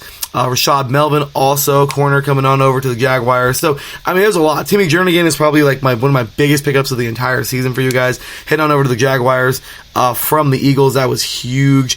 Also, Roddy Gunter coming over from the Cardinals. So, really, man, awesome. I mean, Tremaine Brock as well. Coming over to the Jaguars from the Titans, staying in the division. I mean, really, man, this has been a crazy year. Also, Cassius Marsh, I forgot about him, coming over to the Jaguars. Overall, man, you guys have a very, very interesting offseason to get into. So let's not waste no more time, man. I just want to get a few names out there, but bring in anybody else that I may have not have mentioned, or whoever you think is more key pickups or departures, man. Talk about this free agency period for the Jaguars. Yeah, so when we left last season, we realized that like one of the big things that we needed to fix was our run defense, because it was awful. And since since Paul Posluszny left, we didn't really have like a true natural middle linebacker. And Yannick Ngakoue, great pass rusher, but one of his weaknesses he was bad against the run, right? So like if you look at his numbers versus a Bosa, like their pass rushing numbers are pretty similar, but Bosa just has more tackles. So we thought like, okay, we need to take care of that. And so we went out, and I think the big thing for us was getting Joe Schobert from the Browns. We had like a classic middle linebacker, and a guy that is going to be able to run the show back there and help stop the run. Which, I mean, like in division, that's a big deal, man, because of Derrick Henry, and who knows what David Johnson's going to do this year. And between Marlon Mack and Jonathan Stewart, like that's kind of up in the air too, or Jonathan Taylor, sorry. So, like, I'm excited about that signing. I've heard decent things about Schobert and camp. On the offensive side of the ball, you know, we brought in, like you pointed out, Tyler Eifert, who is great, like when he's healthy, but he's got to stay healthy. And Chris Thompson, like you pointed out too. Like for me, those are the big ones, right? Because especially now that Fournette's gone, you know, you have Chris Thompson who's worked with John Gruden before, and or Jay Gruden, sorry, and. Okay, so here's the deal, bro. Like we made all these acquisitions. A couple of the guys that we brought over either retired, like a Gunner retired because of a heart issue, or I think maybe he took the season off. We had another guy who opted out for COVID, and so like to me, it's still a big question mark. We brought in a bunch of these guys on the defensive side of the ball. Who knows what it's going to look like? I mean, quarterbacks depleted, like you pointed out. AJ Boye gone, Jalen Ramsey gone. And those are all pros, you know. Like our run defense terrible. Our pass rush, I think, is still good. Josh Allen and K'Lavon Chasen, I think are gonna do pretty well. But yeah, I mean, for me, free agency was okay. But it's like you got Minshew back there, and you have Chark. And who else is there, man? Like we didn't like aside from Eifert, like who else is there? So it's. If there were question marks going into the offseason, there's still question marks after free agency. You know, I agree. And let's get a little bit into Chark. I mean, it's amazing. I'm glad you guys picked him up. But man, let's get into Fournette real quick, man. So, what is it? What have you read? What do you know as a fan? Like, what the heck happened? Like, why do they really get rid of him? Do you think? Okay, so for listeners, the important thing to know is. When Tom Coughlin was here and running operations, he ran a tight ship. But it was such a tight ship. Like he was so like hard and like strict that the Players Association was like, guys, you may want to think twice about going to the Jags because they're breaking collective bargaining agreement rules. Like you may not want to go there. So that is a backdrop. And so you had all these guys that were signed like Ramsey and Fournette and Dante Fowler. And they didn't really fit with Coughlin's culture. And so there were always these battles between the players and the management. And then like when you get to this year, Coughlin's gone, right? Mm-hmm. But Marone still wants to have like this team culture, and so it's not really a place where you can have guys who are outspoken and who are taking to Twitter like to resolve beefs, like Yannick did. Mm-hmm. And for Lenny, like he's always been a good dude. Like he has not gotten in trouble here. Like he was in the news for like getting in a car wreck and then just being like out on the side of the road, like talking to the EMTs and like being kind to people and like doing all this nice stuff in his community back home and just being like an all around good dude. But you know, like he's on social media a lot. He'll say things like he'll make jokes about like Jacksonville and like clown on like other guys and stuff. But it's like all fun, but that's just not it. And so so with all that, like you have these players that are vocal and like on social media, and you have this coach and a previous like executive who wanted to run a really tight ship and really weren't like designed for today's player. Like Fournette didn't fit in. And so that was like what we thought. Like, you know, they don't like him. He might be like too outspoken and like whatever. But now like I'm reading like today and even from a radio interview yesterday that players started to tell like coaches in front office like, bro, Lenny doesn't fit in here. Like this guy needs to go. So that I don't think there's any off the field issues. I think it was a culture clash between him and the coaching staff, and then players started to come forward and say, hey, like we want to do this with our culture here, and this guy just doesn't fit in. Like he's getting in the way. So I think that's what happened, man. I think that's a big thing, and I think they're trying to clear some space and get all of like the vocal players out from the old era, which would be like 2016, 2017, and then set everything up for next year when, in theory, we draft Trevor Lawrence, you know? Hey. Which I'm not a big fan of, but so that I think that's what happened, man. Is like he was from a group of players that turned against management, and he was kind of the last one that they got out of here. You know what? I can see that. That is a great explanation for me, and honestly, I think that's more than likely. I mean, of course, you're a fan, so of course you would get the insight. Honestly, that seems like the right thing to do if that's how it was going, you know. So let's jump on in here to a little bit of the draft or the draft. Sorry. So we have two first round picks: C.J. Anderson, corner out of Florida, and Clavon Chasen, edge rusher out of LSU, a national champion and one hell of a corner. Okay, so two SEC players, big pickups there. Then we have here Laviska Shenault, wide receiver out of Colorado.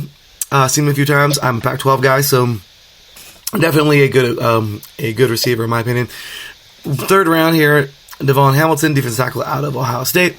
In the fourth round, you guys pick up quite a few players. Ben Barch, which I am a huge fan of because he's a Division III guy. I play Division III. I mean, Ali Marpet went to a team in the same state. All right, I think he's still starting for the Tampa Buccaneers. Came out of Hobart Division III a few years back.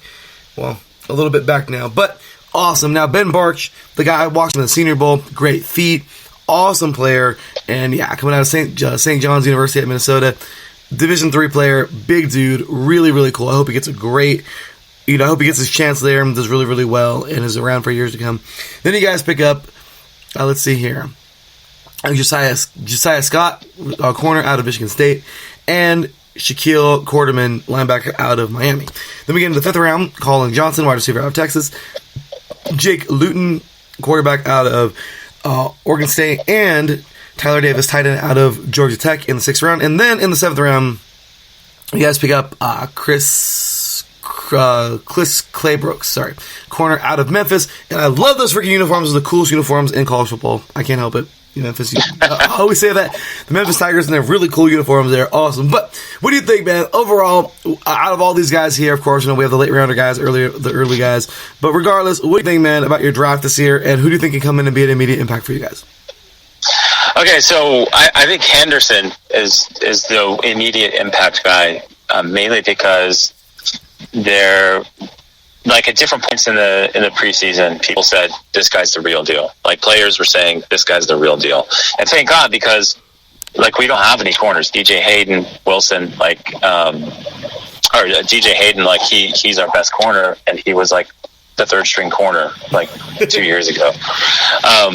So to hear Henderson is good is awesome because we need that. Like we don't have right now any like what I would consider top tier wide receivers in our division because DeAndre Hopkins is gone.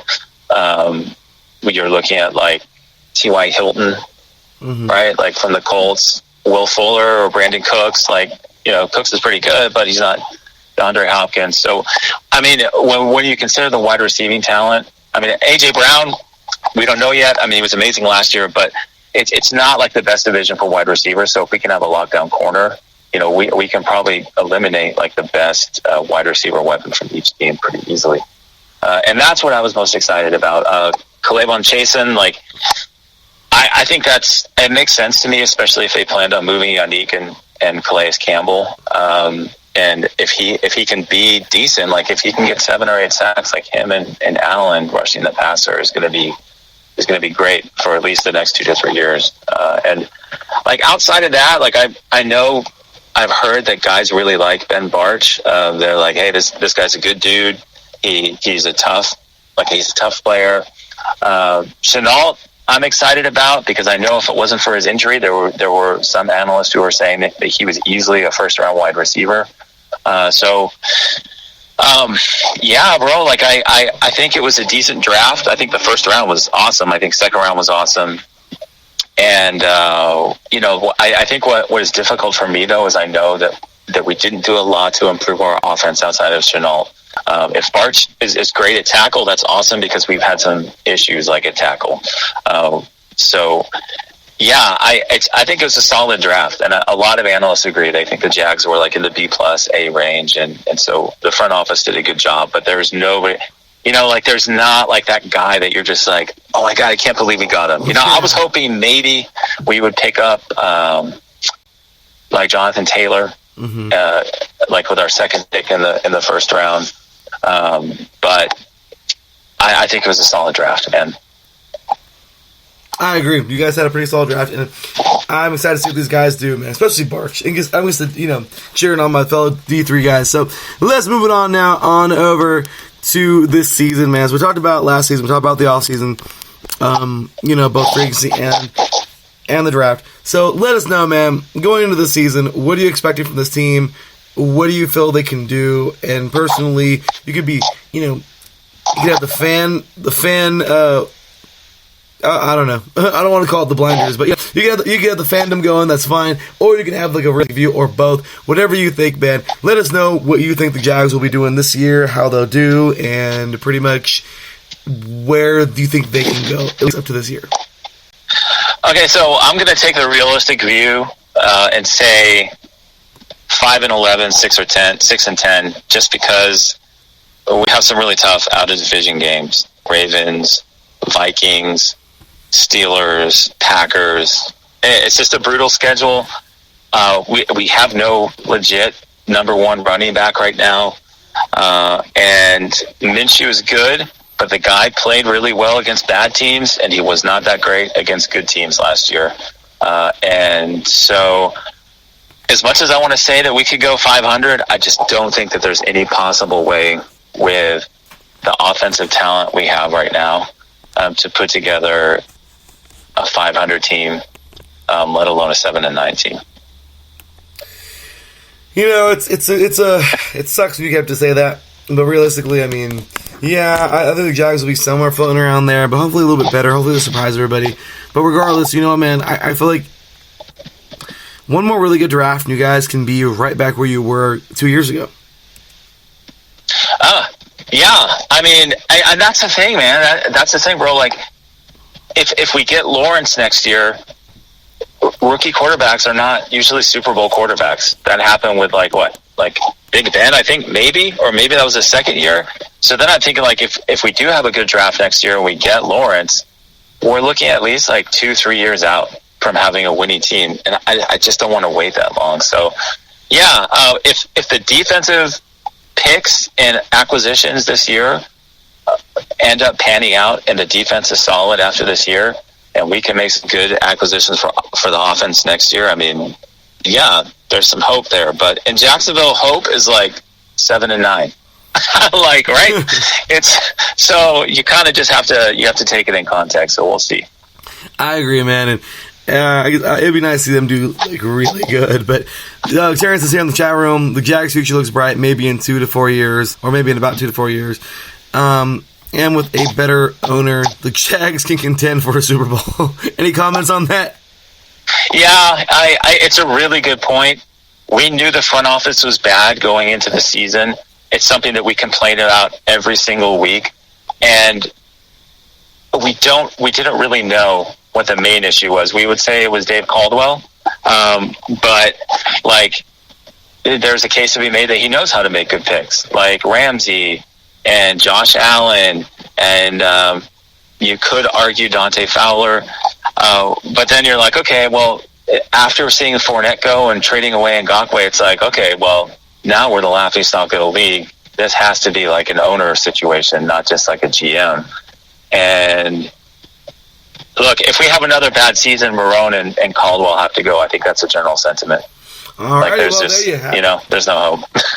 You're too much. But that said, that'll do it for our Jaguars talk today. But we're going to have a little bit of fun right here at the end, man. This is always a fun segment to do.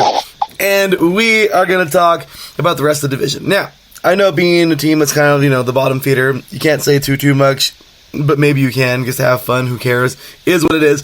So this is the part of the show, or the segment, where you can actually stick it to them. That's what it's called. So you can talk about the rest of the division and talk about how you think they're going to do this year. You can talk a little crap. Doesn't matter. You can be respectful. You can be mean. However you want to do it, man. Have some fun. Without further ado, stick it to them. All right, so Indianapolis Colts, they're probably going to be as bad as us. Rivers is old. He's not mobile. We're going to destroy him. I mean, I have a couple side bets going with my friends because I feel like he's going to get injured like the first time he takes a hit from one of our edge rushers. Houston Texans, I want to say bad things about them because everybody says bad things about Bill O'Brien, but the truth is, like, they know how to win, and when Deshaun Watson is under center, you always have a chance to win. So I've got respect for them. Tennessee Titans, clown show, worst football team in the league, just a bunch of nasty, under-talented mayonnaise eaters, and after this season, Derrick Henry's get it done. We will never have to worry about them. And for the next 10 years, the Jaguars will be the champions of our division. You know what, man? I'm loving it. All right. Where's that applause button, man? Damn, that was... that was... that was explosive. I love it. I can see who you don't like in the division. I'm just kidding. No, awesome stuff, though, man. Seriously, and... that was really cool. So, dude, thanks again, man, for being here on the show. One last thing we're doing here today is, of course, plugging yourself, man, getting out all the fun, all the goods, man. So, go ahead and tell all these Jaguars fans listening right now where they can find you. If you do any publications, whatever you may do, man, wherever you want to let them follow you, man, let them know where to find you. Yeah, so I'm on Twitter at JR_Duran, I think. For my work, man, like, I love sports, but I don't do a lot of writing in sports. I do a lot of behind the scenes work at a couple different personal finance websites. So yeah, like, if that's it, if you guys ever need like help with your finances or want to find some good advice about credit cards or whatever, you can check out a couple websites, mainly thebalance.com. Super helpful. I know it's like, hey, we're talking football, and now I'm like, oh, but I work for this kind of this site that does personal finance. But yeah, like, a lot of people have questions about what to do with their money, how to find help, how to get access to programs that are going to help them shore up their finances as they navigate what has been like a crazy and unpredictable time. So, just aside from my work, just tell your listeners, like, guys, keep fighting, don't give up. Times are bad right now. But keep grinding, keep working, keep being excellent, and you're going to find yourself some opportunities. I completely agree, man. There's that applause button one more time, man. That was awesome, man. Thank you, and you're right. I love it, man. The optimism, the hope, even the positive message, man. It's all awesome here. I appreciate you, man. Thank you so much for stopping by today's show, man. Hopefully, hopefully first of many times you're here. And thanks a lot for stopping by, man. And you have a great rest of your day, man. A great week, man. God bless you and your family. Take care, and hopefully we'll talk to you soon, very soon here on the show, man. Yeah, likewise. Thank you. All right, no problem. Take care. Alrighty, y'all. There we have, once again, Mr. J.R. Duran. Awesome job there, y'all. That was fun. Talking to a fellow fan whose team isn't, all that great, but I'll tell you what, man, the Jaguars, I love it. Good, hopeful fans that always just, want some positivity. So, I love it. So, all right, y'all. Well, with that said, we're taking ourselves a short break. And when we get back, we'll be talking the final team of the day. Indianapolis Colts. Phillip Rivers in the house. I mean, not like on the show, but, in the Colts house. We shall see. You're listening to 3 and Out, 8 divisions in 8 days, AFC South Day, right here on IE Sports Radio. Your direct feed for all that is sports. We'll be right back after this. Attention, all sports fans. If you're someone who wakes up each morning with lists of sporting events to go along with your to-do list for the day, then you just might be a diehard. The world of sports is as vast as the ocean is deep, including the major leagues, the minor leagues, the college, and everything in between. This is me, your boy Larry B of IE Sports Radio, welcoming you to join me every Monday evening at 4 p.m. Pacific, 7 p.m. Eastern on The Defining Moment, a show that focuses on what really matters in the sports world, sports themselves, and nothing outside of them. Once again, tune in for The Defining Moment with me, your boy Larry B, every Monday evening at 4 p.m. Pacific, 7 p.m. Eastern on IE Sports Radio, right here on Spreaker.com. We'll see you there.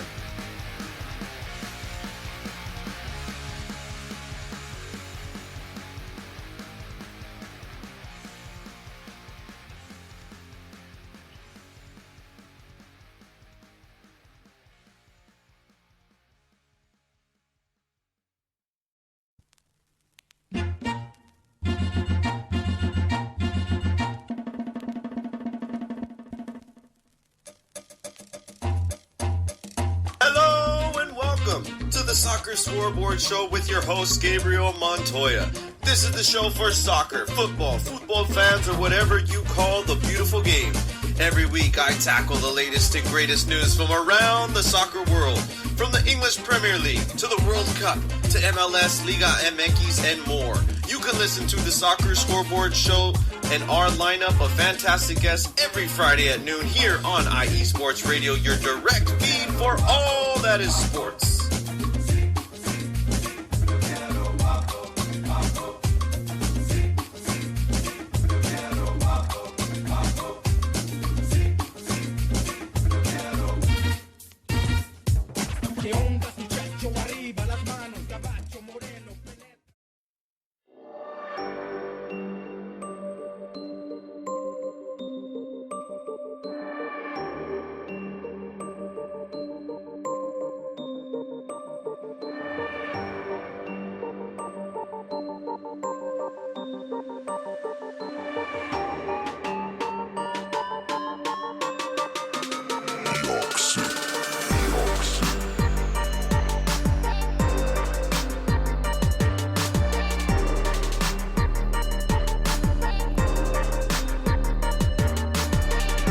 From the home plate to the nets, the end zone to the finish line, here nothing is off limits and no sport is safe.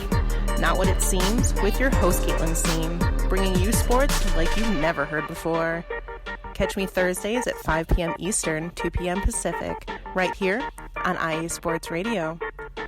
The only question is, are you ready?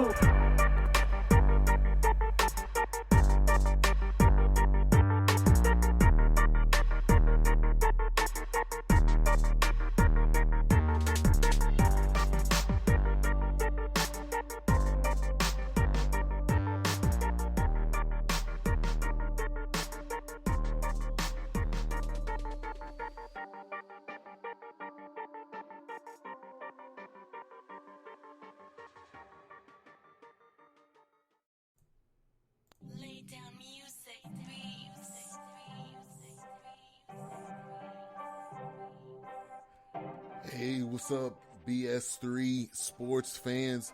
If you love listening to the BS3 Sports Show, check out the weekend wrap-up every Monday at 12:15 Central Time, 1:15 Eastern, recapping the weekend in sports like you never heard it before. Comedy, interactive chat room, it's a must-listen. Weekend wrap-up on Spreaker.com. Part of the X Squad. Check it out. You won't be disappointed. You certainly won't be disappointed, y'all. Big shout out there to Mr. Benson III, BS3 Sports. I did not catch the awards, but I'm pretty sure Taryn did in the chat room, man. The BS3 Sports Awards that were 2 nights ago on Monday. Big ups to BS3 Sports, man, to Benson III. Great dude, and as I always say, man, I always owe him a big thank you for helping us out here at iSports Radio, getting set up on Spreaker, and he's helped me out with a whole bunch of stuff, man. I mean, just, different ways of looking at possibly getting sponsored and all the good stuff, man. So Ben's a great guy, so gotta show him some love, man. At BS3 Radio, check him out. Check out the weekend wrap up. Does a lot of great things, y'all. So with that said, here we go. And the chat room is already bumping. Oh my gosh, these guys are having fun. Yeah. Let's see here. Taryn says, oh my gosh, we're already starting things up here. He says, WTF. He says, WTF, the Colts offensive line is stacked. And then, oh my gosh. Marcus says here, no way they win more than 2 games. Taryn says, 0-16 for the Jags, question mark.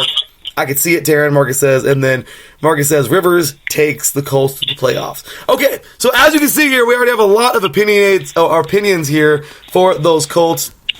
And to talk about those Colts right now, bringing in the final guest of the day. Glad to have him here. He is quite the Colts fan. He's such a Colts fan that he actually does a podcast on YouTube.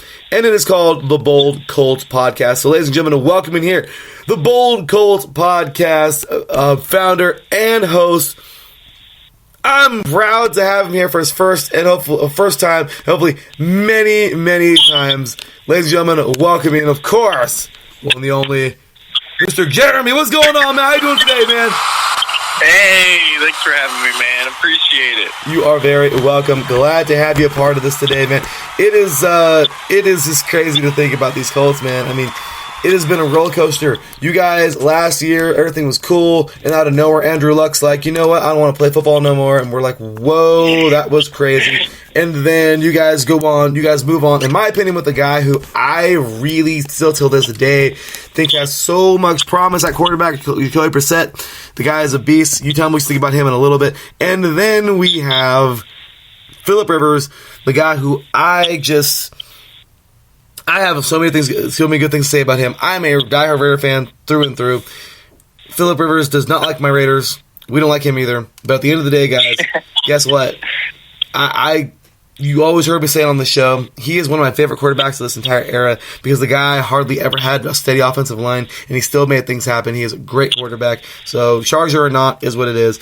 And now things didn't work out with him and the Chargers at the very end of it all. I mean, it's not that it didn't work out, it's just his time was done there, and, he moved on, and it's football, I mean, it's just, you're lucky if you get 3 to 4 or 5 years in the league. He has been fortunate to have many, many, many years. Of course, you're going to be, it'll end. The marriage will end some point during it with football, or any sport that is, because you can't play it forever. Regardless, he finds himself over there with the Colts, and it's like, here we go. He says it's going to be his last year. Will he take them far? We'll see. But anyway, y'all, with that said, man, this is a very storied team. I'm glad this is the last team for the day because we can really get into them and talk about them and go a little bit over on time if we have to. But I'll tell you what, I'm trying to keep Jeremy all day, but this is a fun team to talk about, and I'm really excited that we have Jeremy here to talk about it. So with that said, man, Mr. Jeremy, this is your first time here on the show, first time doing a Division A day. So go ahead and tell all the Colts fans listening right now and tell all the football fans out there your affiliation with the team, how long you've been a fan, and how you got into being such a diehard fan. Yeah, so I've been a football fan ever since I was 5 or 6, and so I've been watching the Colts for like 20 years now, and always been a fan of them. I'm from Indiana, so when I was here, Peyton was doing his thing, and just fell in love with the Colts and that high-powered, fun passing offense that we had, and Edgerrin James and some of the great other Hall of Famers like Marvin Harrison, and Reggie's trying to get in there now. But always been, a fan of our offense and how we do things in Indiana. And seems we're a smaller market, obviously, but we have that strive to have the right kind of guys in the building, and we've always had great respect and dealt with players, I feel like. So I've always been a long time fan now, and it's fun watching where we're headed right now. It really is. That's awesome, man. It's also been a long time fan. You have a Charger fan here in the chat room, man, Mr. Tam Rodriguez. He says here, I will forever be a Phillip Rivers fan. If the Chargers fail to make the playoffs, he put in parentheses possible, I will gladly jump on the Colts bandwagon. What do you think about that, man? I am for that. I am all for the fans. I remember when Peyton left here and went to Denver, and I couldn't help but root for him there. So I get it when you're attached to a player, and it's exciting to see what they have left in the tank. Because it always seems like those quarterbacks at the end of their career, have to end up at a different place, like Brett Favre, or whoever it is. All the greats seem to do that. Maybe even Aaron Rodgers now. So, I agree. Yeah, I'm all for the Phillip Rivers bandwagon fans coming over to the Colts Nation. Right, that's awesome, man. So good stuff there, and of course, we all love our teams. At the end of the day, that's cool, man. You can love a player and just follow them too. So that's awesome. So let's move things in now into last season. You guys, man. It was something. Once again, you have Andrew Luck just calling it a career in the preseason. I mean, dude, like, you guys just, a lot happened. Jacoby Brissett went out there, did his best. You guys had a decent defense, not the best, but regardless, it wasn't the best season, but man, you have to have a lot to say about this, man. So go ahead, let us know every raw emotion from last year. Yeah, last year was definitely a roller coaster, and being a Colts fan recently has felt like that with, the departure of McDaniels, and he didn't come to coach us few years ago now. And then Luck retiring early, and man, that hit hard because, you know, he's practicing and saying he's feeling healthy like right before the season, and he was even like out on the field before he was doing like practice reps the day he retired in front of fans. So definitely what a surprise that was when he didn't go through with the season and we were left with Brissett, and a lot of emotions at that beginning, but we couldn't have asked for a better start with Brissett last year. We started off 5-2. We had close games, every one of them. It always seemed like we were touchdown away, and he constantly kept us in the game by not making huge mistakes. I am a big fan of Brissett and what he can do. He went 7-7 last year, and Hoyer went 0-2. So I definitely like that out of him. He's showed improvement from when he's played before for us. He's always really good in the red zone too, which is awesome. He likes to dance down there and use his legs, and that's always fun to watch. So it was a fun season to watch Brissett grow. Between Luck and Hoyer, it was kind of a nightmare not having a good backup and being sideswiped with Luck, but and it really showed our defensive weakness late in the season with Brissett when he's maybe having to punt the ball a little more times than we would with Luck, and just it put more on our defense to where they had to hold teams under more points. And not only that, but we lost a couple good corners of ours. Kenny Moore, who's super good in the slot for us, and we lost him about halfway through the season and never really recovered.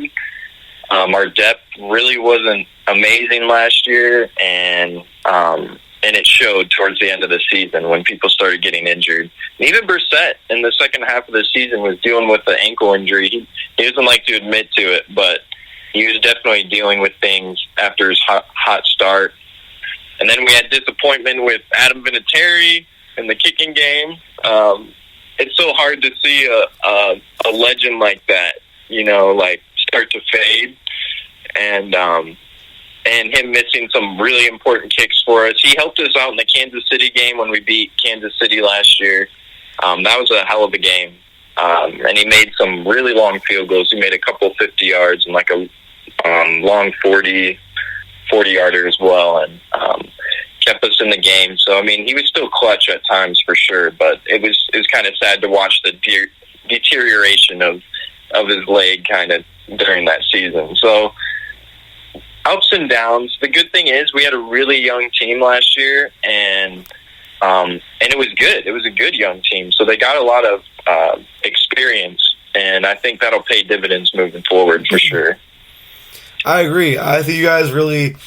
I had to have known, but maybe I didn't. I don't even know if I followed you guys that close last year.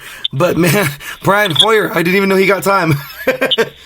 Yeah, during the Steeler game, and the Steelers had fun with him, man. They got all the turnovers. That was when, what's his name, Kirkpatrick went over to him and just started killing it with him. So, Hoyer wasn't anything great for us, and we paid him I think we signed him for 3 years, like $10 million a year. Oh, and really? yeah, so then we cut him after this year, and it's just like, well, hey, you're getting into that quarterback cycle of oh no, here we go, we're on this now draft train to try to find somebody, or free agent train to find who the next guy is. A lot of people love Brissett, but I think most people agree that he needs to grow a little bit more, which is, he just needs to take the next step. So, unfortunately, he doesn't get to prove that this year, but we'll see where he ends up at the end of next year and how things go this year with Rivers. Well, there we have it, man. And yeah, I know I saw Taryn said Hoyer got, what did he say in here? He said Brian Hoyer eventually got to see some time as well. I was like, what the heck? But he also says here, Terrence says here, one thing I didn't like was the fans were booing Andrew Luck when he left the field. To quote Marcus, our boxing / MMA, our combat guy here, one of his favorite quotes on his show, the nerve of them. So what do you think about that, man? I look, we're all fans, and there's fandom, right? Mm-hmm. So if you're at a preseason game, and it's later in the game, it's third or fourth quarter. So at this time, they've cut off drinks, and we have been drinking if you're there, and at the beginning of the game, you see Andrew Luck warming up with his teammates. The day before, if you got any information on Andrew Luck, it was that he's preparing for week 1. He's going to be ready. He's hopeful that his leg will be better. All good things, And so for people to really get on the Colts fans about booing, look, I get it. You don't want to disrespect a player who's given so much. But at the time, I understand where the fans are coming from, because that it just didn't make sense. Like, you didn't understand why it was getting broke, why you got something on your phone in the third quarter saying he retired. Why didn't the team come out and say something first? How did it leak? All these thoughts are running through your head. And for me, it was just like, you got to give those fans a pass on booing. Everybody came at us, and even the national media, telling us, that we shouldn't have booed them and all this stuff. And I get it, we shouldn't have. But I don't blame those fans for reacting the way they did, because it was a bad end of the stick that we got, and no warning, and leak getting out, and we're like a week away from the regular season. We had Super Bowl hopes, and those came crashing down at that time, like instantly. So it was a lot to take in when you're drinking in the middle of a third quarter. I can see that, man. I'll give them a pass. Yeah, I can see that, man. So, okay. Moving on to free agency here, we have, of course, Philip Rivers coming over from the Chargers. You guys have Xavier Rhodes coming on over from the Vikings. Also, we have some re-signings. Anthony Castellano will come over. Or Costanzo, I'm sorry. Devin Funchess is now a Packer. We have here Trey Burton is a Colt from the Bears. TJ Carey coming on over from the Browns. Pierre Desir heading on over to the Jets. We have Eric Ebron going on over to the Steelers. DeForest Buckner, huge pickup, come on over from the 49ers. Of course, you guys will at the same time lose Marcus Hunt going on over to the Saints. Brian Hoyer will go back to the Patriots for like the 15th time in his career. We have Chester Rogers head on over to the Dolphins. So it's like a lot was going on.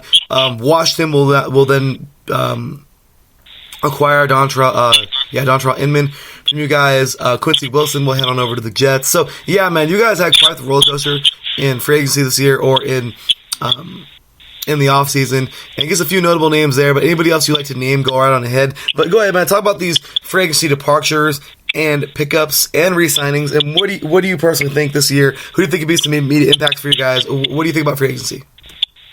Yeah. So this year's a little more unique than years past in that this is our 4th year with GM Chris Ballard.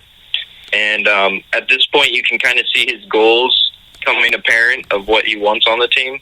So out of a lot of losses that we had, like Pierre Desir, Marcus Hunt, all those guys you're naming, I'd really consider them mid-tier free agents at this point, where they were a lot more valuable the last couple years to us, and I think we're ready to take that next step with our depth, because Chris Ballard loves his draft picks, and we've had about 9 to 10 draft picks every year with them. So this is the 4th year going on that, and so we've had a lot of draft picks in what he likes, and that's obviously caused some turnover. So some of those free agents I'm not as worried about. Some of the really good ones that I like are obviously Forrest Buckner, and we brought his buddy Sheldon Day, that plays nose tackle also, from the San Francisco 49ers. So we got 2 49ers defensive linemen from that Super Bowl team last year. And that's really exciting to me. I'm not sure how much Sheldon Day will really provide for us, but we're always in use for that bigger man nose tackle because we have our defensive line here is very more lean and tall and lengthy. They really like that. I think we only have one 300-plus pounder on the roster for the defensive line. So I really like the additions of DeForest and Sheldon Day. I really think that covers up our back end more and our rookies back there. And we have a lot of young players, young safeties, and Kari Willis out of Michigan State. And Hooker is still doing his thing back there trying to stop the deep ball. And so I think this just helps out a lot of our defensive backs and will pay big dividends to our defense in general next year. I do like the signing of Trey Burton at tight end. I'm sad to see Eric Ebron go when he was so good here. It's kind of unfortunate and kind of weird how that ended with an injury that popped up last year, and he just decided to do surgery, and it sounds like he caught off the Colts off guard, and the Colts were kind of done with them after that. But with Eric leaving and Trey Burton coming in, you definitely lose some things with speed and stretching the field and some of those more seam patterns. I feel like Trey's gonna do his thing, but he's never been that number one guy. He's always been that number two, and so we'll see how he pans out.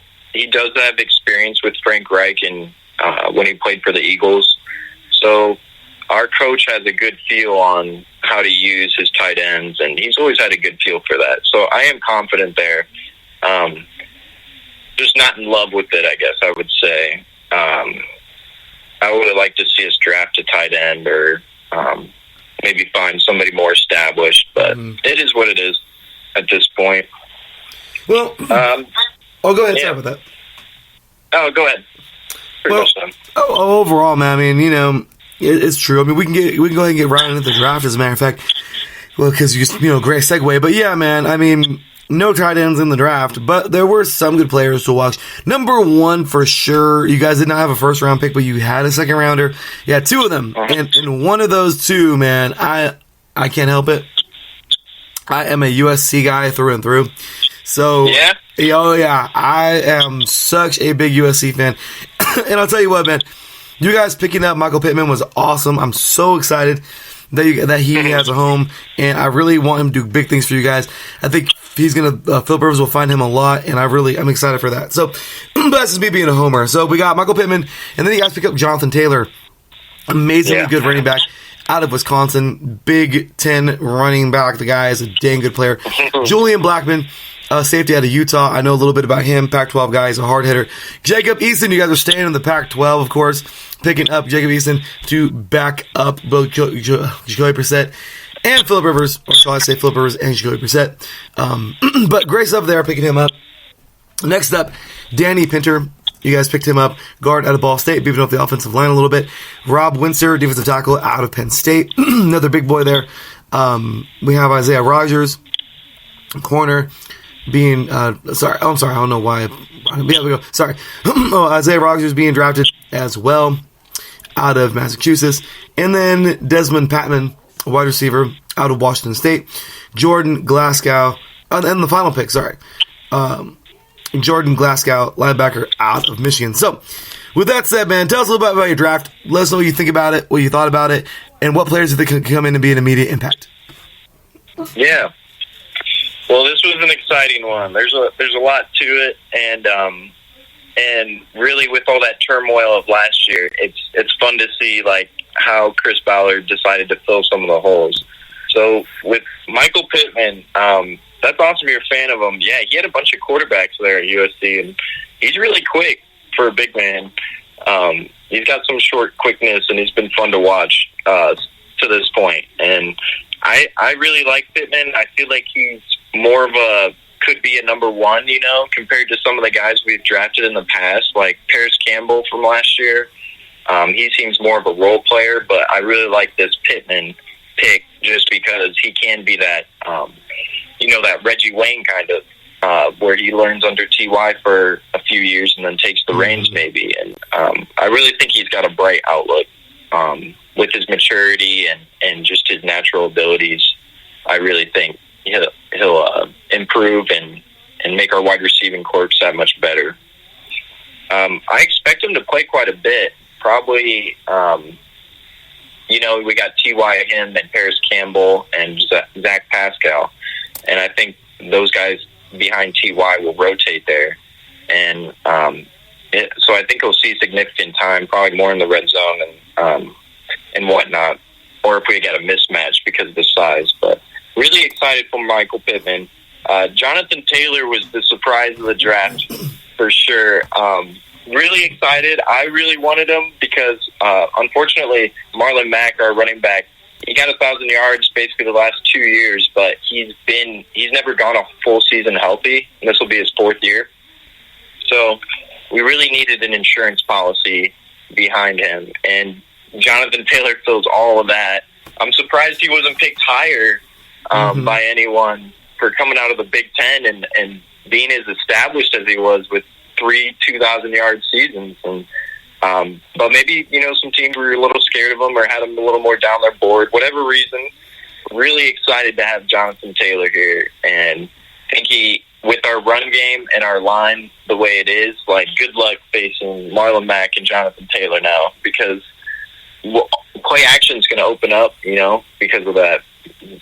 When we get in short distances, now we got a bigger guy who can take the ball and compared to Marlon and try to get through the middle of the defense more, which I think Marlon's done better. He's grown it running through the middle of the defense since he's gotten here. He used to be just a bounce guy when he'd get the ball, but it'll be really fun watching Taylor and his 4.3 speed light up teams, because Marlon Mack, he's good, but he doesn't have 4.3 speed. So it'll be fun to watch Jonathan Taylor in the backfield with our offensive line.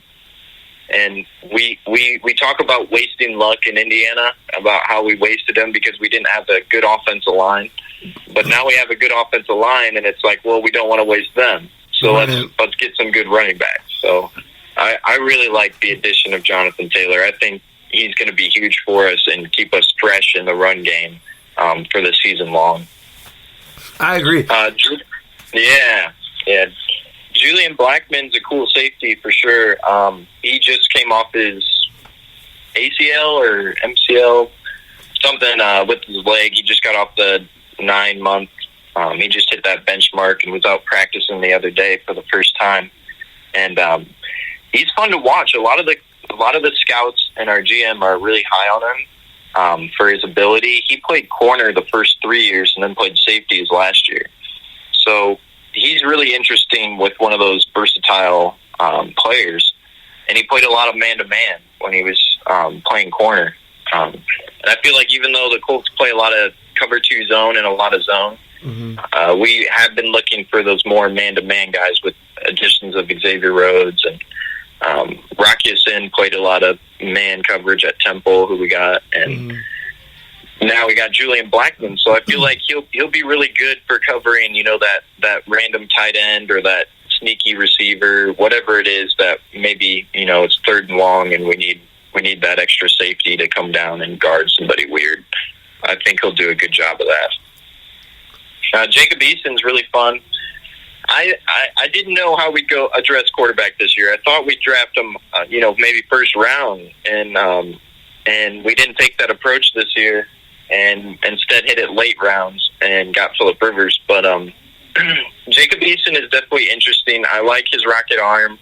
I like his height. He's like Peyton Manning size, 6'4". He's got good, and he's been quoted as like picking up the offense more and making adjustments at the line as of recently. So they said he's picking it up well here, playing quarterback. So it's good to hear. I do think we like Brissett too much to give him a real shot at all, this year, even if we were bad with Rivers or Rivers gets injured. But we'll see what it pans out to in the future, Some of the other players are good role players and backups, and we'll see how they pan out. I do like the Ball State player, Danny Pintner. offensive line, and the Penn State Rob Windsor. Both of them are interesting. Rob Windsor's a defensive tackle, and we like adding those depth at our line, and I like that we keep addressing that because it'll only pay dividends to, late in the season when we really need to dominate that line of scrimmage. So it's good of Ballard to hold on to those offensive linemen and defensive linemen traits. He always likes to draft those. He said if you ever don't know what he's going to draft or something, you can kind of expect offensive line or defensive line. So that's what's cool to him, is that he put such a priority on them. So it'll be fun to watch this year. Absolutely, man. You guys have a pretty good draft. Had a pretty good draft. Frank's pretty darn good. And now let's go ahead and get on in. Sorry, get on into this season and what you think. So overall, man, like I said, you could what we call have the blinders on, or depending on if you're like your team is like really, really, really good, it's like okay, well, it's pretty realistic, or just realistic altogether. If that's if it's real or if it's unfortunately not too real to where it's not so good. Whatever you think, man, let us know to where where you think you guys are going to be. It's an interesting team, man. This team can go so many different ways, so many moving pieces. Let us know all about it, man. Let us know what you think about this year and what they're going to do, what your Colts are going to do, what you expect of them, and where you think they'll end up. Yeah. Well, with Phillip Rivers added to the division, I feel like we stand a chance. Anything less than 10 wins, anything less than 10 will be a disappointment for sure. I don't know if he gets another contract if he goes under 10 wins. So I'd consider 10 wins a playoff team, So I think the high end for this team is around 12 wins. I think the low end is around 10. Okay. And I really do have big expectations for them. Phillip Rivers knows this offense. There's not really an excuse to get a first year under the belt besides getting chemistry with the players. I understand a slow start, but with him maybe. But I really expect them to catch on to things and get things going in the right direction. I think it immediately puts us over Tennessee because Tennessee, they have Tannehill, but I think Rivers is better than Tannehill. So before I'd say Brissett is pretty even with Tannehill, but now I definitely have to give the edge to us Colts. So I like where we stack in the division, and I really expect us to go far this year. I think that our offense has a chance to be more explosive this year for sure. I think more play-action passes will be connected this year, and I think our offense will have more of a rhythm constantly. I think sometimes last year we fell out of rhythm with Brissett, and it kind of felt like we were playing not to lose. And I think this year we're going to be more aggressive with this quarterback. And I'm excited to where that takes us, and I'm excited with the depth that we have built now under Ballard. I really think that our defense is going to be sneaky good this year. I don't think people are going to see it coming. With our improved defensive line and some other guys in the back end, I really like what we're doing there on that side of the ball. And we got a new kicker, so, we do stand a chance. We're not going to have some... Our kickers are both really good, too, actually. We got that Rigoberto Sanchez guy from Georgia. And then we also got Chase McLaughlin, and he played for, a few teams last year. But he made... I think 11 to 12 field goals. That's including extra points for us last year. So he did good on the back end of the year. And I really like where we're headed. And there's no really excuse this year. We don't have a glaring weakness. Whereas last year it might have been defensive line or defensive corner depth and kicker. I think that there's not as many openings, which is easy to say now, until we get the pads on and play some games. But right now there's nobody crazy injured. T.Y.'s healthy. Our best weapons are all healthy. Our best defensive playmakers, Leonard and DeForest Buckner are doing healthy. They're doing good things. They're learning chemistry. So I'm excited for where we're going. I think anything less than 10 wins will be a major disappointment.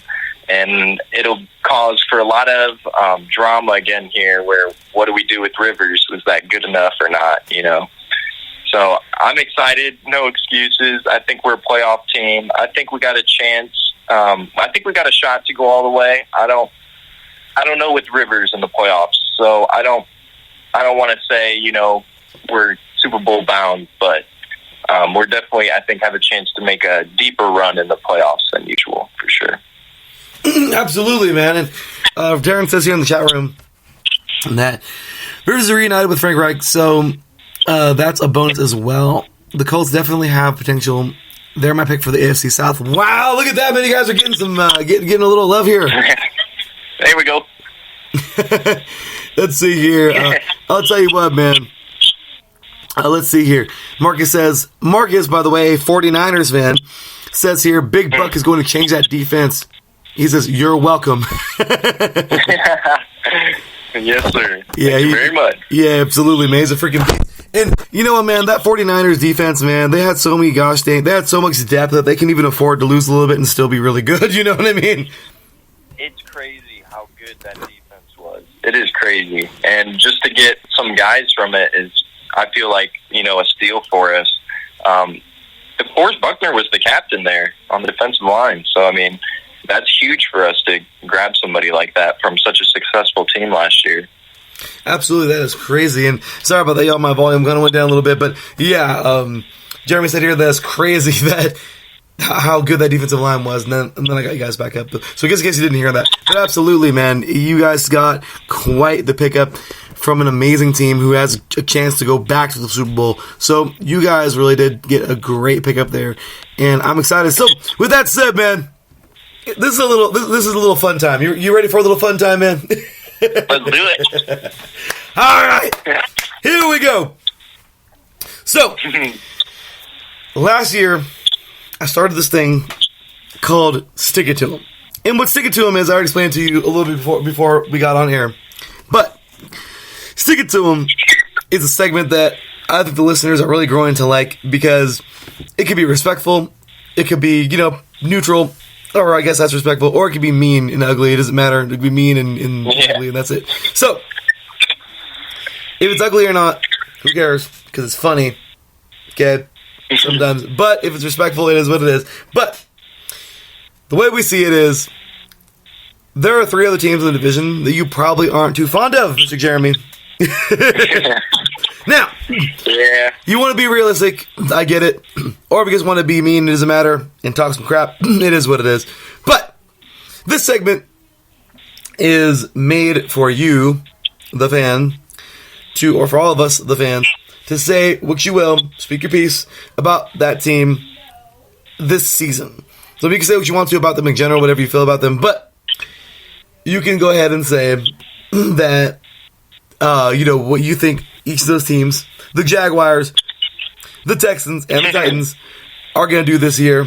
Let us know what you think, any predictions, any thoughts, and like I said, you want to go ahead and say a little something, that's up to you, brother. So without further ado, Mr. Jerry, stick it to him. All right. Well, first, let's hit off little bro down in Jacksonville.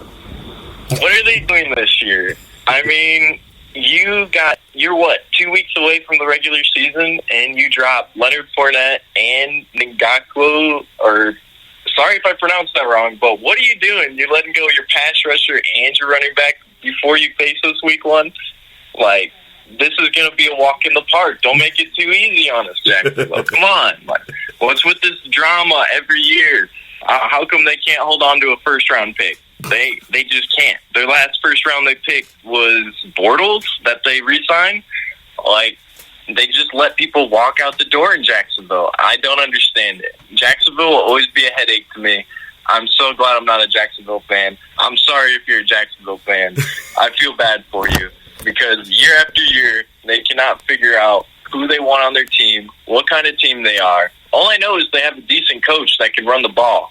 And I don't know if that is anywhere close to get you anywhere near the playoffs. They won't even sniff the playoffs. Like, it's literally about who are they going to upset this year. That's what you get to look forward for Jacksonville. Hey, are we going to upset the Colts this year?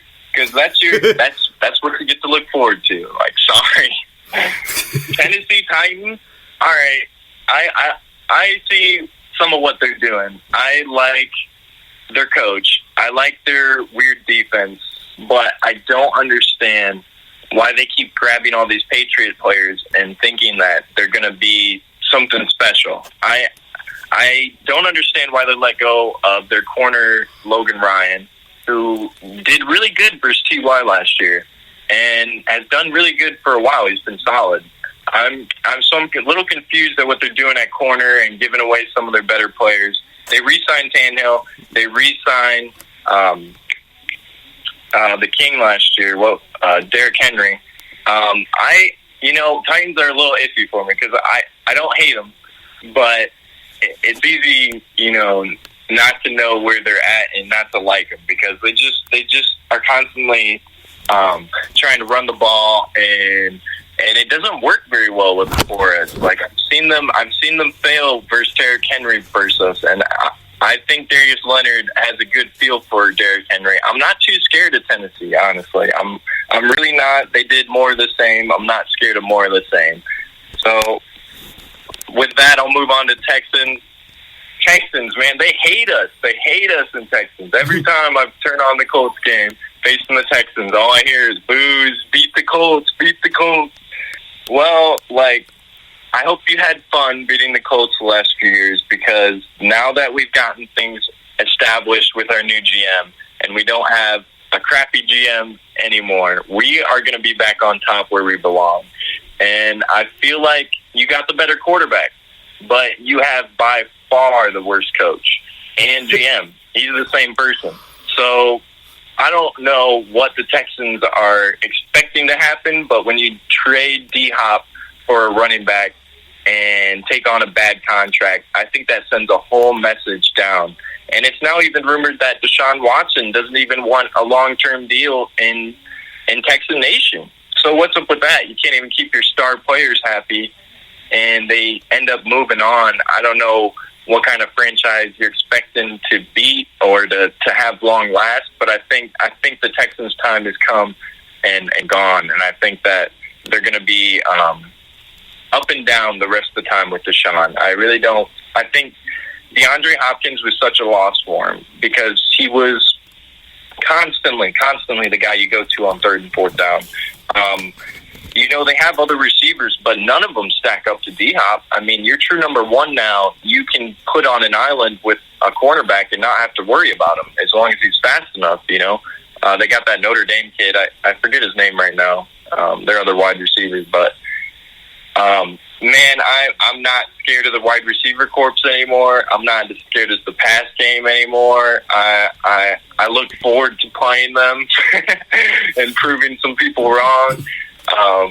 And I think that rivalry is getting more intense. I think it'll be more intense these next couple of years for sure. Man, that was awesome stuff. Applause, good sir. Applause. Appreciate it. Good stuff, man. I'll tell you what. That was a lot of fun, dude. Oh my gosh, talking Colts football with you, man, was awesome. You definitely know your stuff. You're a diehard through and through, you can tell. And really, man, just wonderful stuff there. So, without further ado, dude, take however long you want to, and go ahead and let all the listeners know, man, all the diehard Colts fans out there, and everybody, man, talk to Colts Nation and all football fans out there. Your podcast, dude. Let's talk about this real quick. Where can everybody find it? Where can everybody find you on Twitter and any publications or anything else you may share, man? Go ahead. The floor is yours. Have fun. All right, man. Thanks. So, yeah, check me out on the Bold Colts on Twitter or Jeremy Welch on Instagram or Facebook. And you can email us as well at boldcolts@gmail.com. And go ahead and send any questions and topics. We like to do a podcast on YouTube. It's going to be kicking up once a week here soon. And yeah, tune in if you like listening to Colts news or really, we'll hit some other hot topics in the NFL usually beforehand. So sometimes we got some segments talking about just the drama going on in the NFL. So if you're interested in any of that, come check it out, man. Appreciate your time. Well, there you have it, man. Thanks again, dude. Jeremy, man, once again, Mr. Jeremy Welks, dude, that was awesome. Go give him a follow. Go check out the podcast, man. The Bold Colts podcast. Awesome stuff, man. Can't wait to check it out myself. Thanks again, Jeremy, man. Take care. Appreciate you stopping by today, man. God bless you and your family. Have a wonderful rest of your day, man. And I look forward to having you back on the show very, very soon. Hey, thanks, man. Appreciate it, too. Have a good day, man. You too, man. Take care. Bye. Alrighty, y'all. That is going to do it for the AFC South. Can we get a hand clap for all of our guests, man? That was awesome.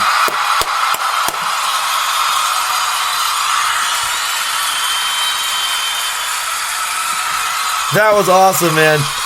So, my apologies. I have my phone sitting up on my laptop, and this little arm that I have that's holding it, and it was falling off a couple times. So my apologies for the bumps and the clumps and all that. So I was trying to hold it up there, but y'all, that was a lot of fun, man. That was really, really cool. We had a lot of fun talking to all of our guests today, man. Jeremy Welch, awesome. You can tell, super diehard fan. And just really, really neat to speak with all of these guests today. So once again, thank you to all of today's guests. They were all awesome. I mean, I don't care if the applause button gets redundant. Big shout out and thank you to Mr. Davidson Crooks, Mr. Blake Henley, H-Town Blake, Mr. J.R., man. J.R. was awesome. Mr. J.R. Duran, want to make sure I got his last name right. And Mr. Jeremy Welch. All well done. And it's getting close to that final weigh-in. We are now in the final 15 minutes of the show, getting close to 14. And we're going to take ourselves a little break. It'll be a little lengthy.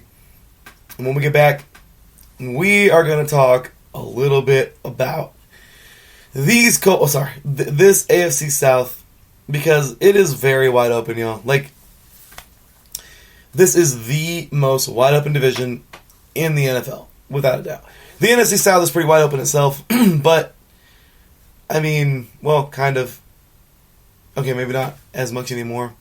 Saints kind of, doing their thing, dominating. But we'll get to them next week. But I'll tell you right now, this is going to be a fun season for the. This would be a fun season. Oh, thanks, Taryn. Yeah, in the chat room there, J.R. Duran, absolutely.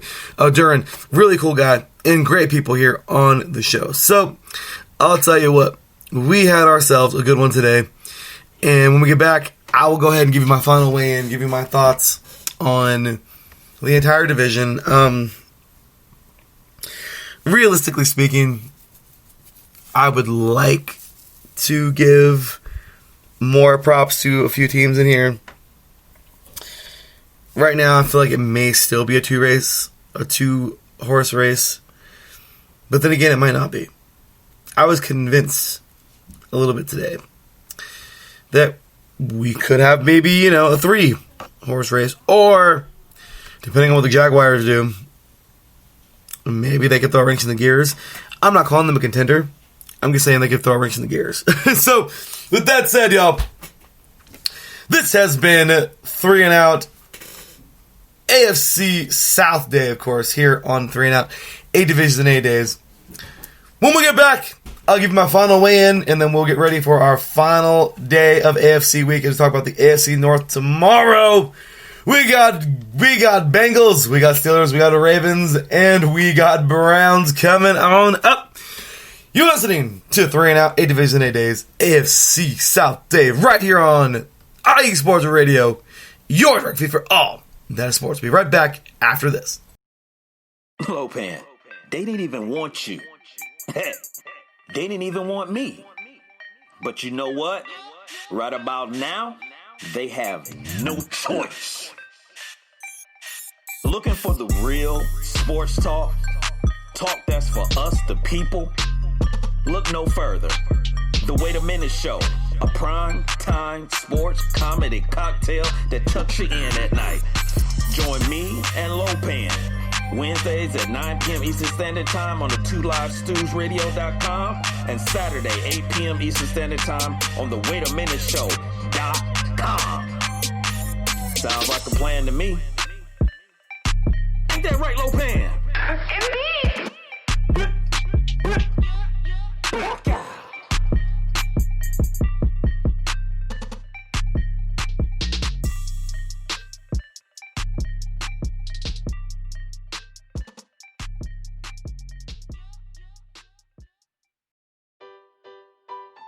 Hi everybody, it's Calvin here from USRN, here to give you an important message.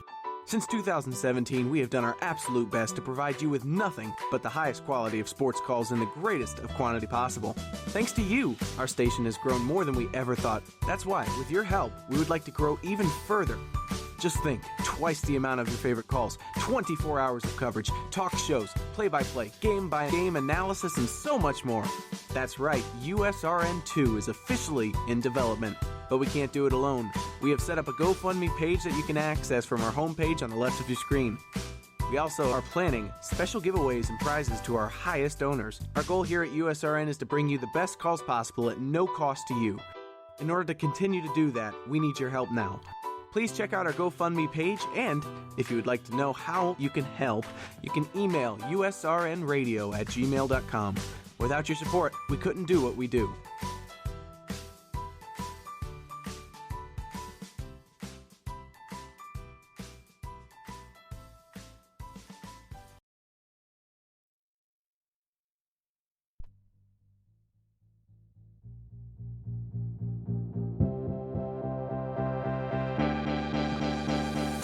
Hey guys, it's Blake Henley, better known as H-Town Blake to some of you.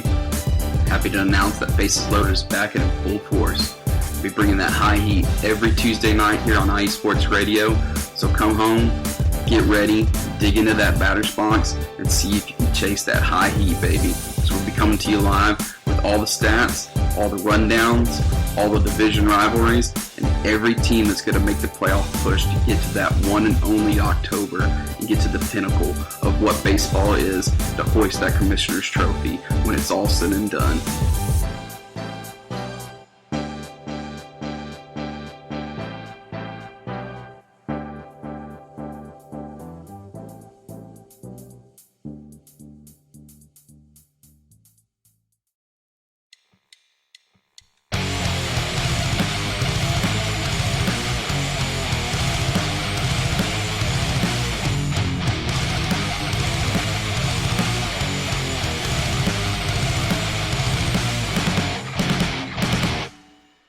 College football, and do you want to hear a college football show dedicated to all that is college football, including junior college and the CCCAA and the NJCAA, the NAIA, and the NCAA, including Division III, Division II, Division I AA in the FCS, and Division I Single A in the FBS? Well then look no further. Join myself, Larry B., and my colleagues, Mr. H-Town Blake, Blake Henley, and Mr. Christian Espinoza, each week during the college football season for the latest in college football on 3 and Out College Edition, right here on IE Sports Radio, your direct feed for all that is sports.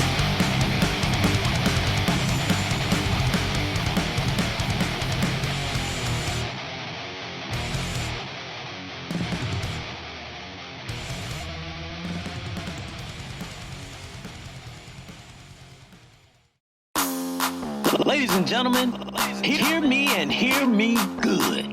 If you like sports, then you like the Wait a Minute Show. If you like comedy, then you like the Wait a Minute Show. If you like a different opinion coming from a different angle, then you like the Wait a Minute Show. So join me Saturday, 8 p.m. Eastern Standard Time with your host, Jelani J.B. Bodie. And of course, my man Lopan on the WaitAMinuteShow.com. Ain't that right, Lopan?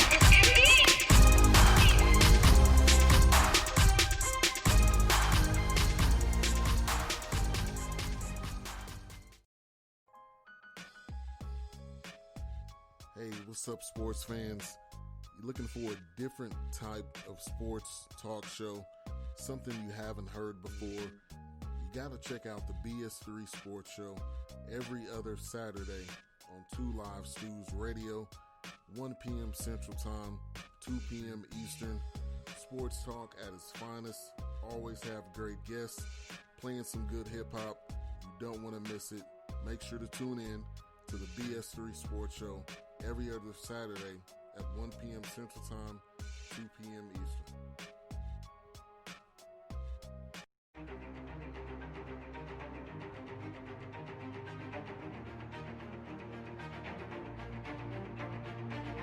Hey USRN fans, do you have a product or company you're trying to promote?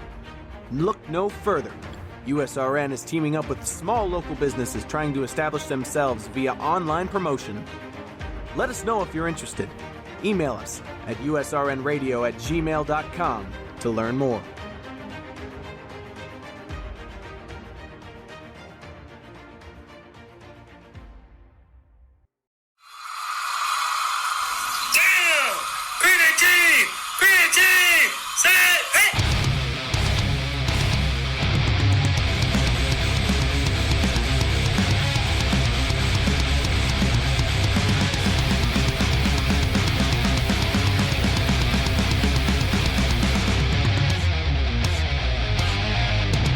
What's going on, football fans? This is me, your boy Larry B, inviting you to join myself, Colin Reynolds, Mike Pat, and John Felipe for one of the most electrifying football shows you have ever heard.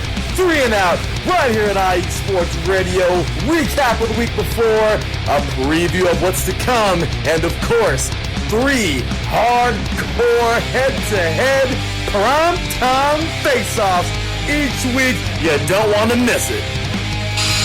No, you don't. And I'll tell you why. Because we're getting things started, y'all. 1 week from today. Actually, sorry. 2 weeks from today will be the traditional show. Thursdays, 4 p.m. Pacific time. I'm sorry. Yeah, Wednesdays, 4 p.m. Pacific time. 7 p.m. Eastern, get ready, y'all. Primetime face-offs, recaps, all the good stuff coming your way. And it'll be live on StreamYard. This is going to be fun, y'all. So, today was a great show, y'all. One more time, hats off on my guests, man. That was awesome, man. Really. Mr. Davison Crooks, Mr. Blake Henley, H-Town Blake, Mr. J.R. Duran, and Mr. Jeremy Welch. Thank you to all you gentlemen.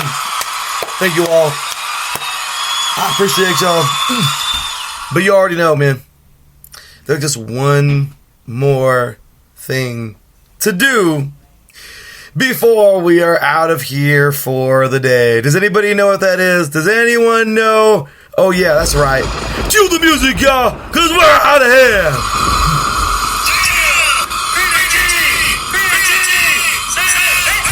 It's the final win, y'all. My apologies once again if my voice got a little hoarse. It's got a little bit better throughout the show, but yeah, you gotta be ready for tomorrow. So, with that said, alright, this is it.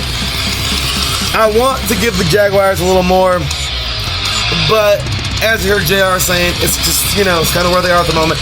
I'm going about a 6-10, 5-11, 6-10.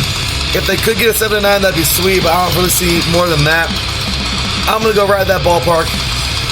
Next up, man, I want to see the Colts do good. I mean, seriously, Jeremy, convinced me nearly that this team could be a lot better than what at least I think they are. But I'm going to give them the benefit of the doubt. I'm going to give them 8-8 to 9-7. I don't know if they can go 10-6. That's kind of out there. But it's Phillip Rivers, guys. I don't know. I'm going to say in the ballpark of 8-8. 9-7. I'm going to go next to the Houston Texans. The Texans are a pretty good team, right? Really, realistically, guys, good football team, but there's something going on here. They have a great chance of winning the division again. I'm going to ballpark them anywhere from 9-7 to maybe 11-5, depending on how they really do, depending on that defense.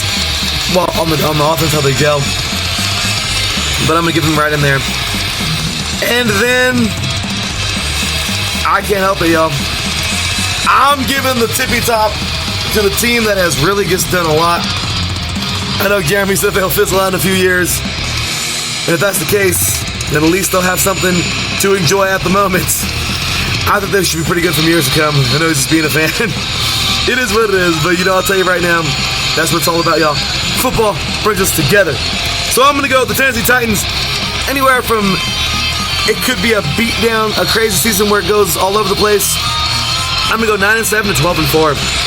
I think they have a big ballpark right there. I think they can realistically, somewhere in there. And I'm going to go with them winning the division, y'all. They are a tough team. Mike Vrabel has them doing great things. He's doing great things there. And this team is really on one right now.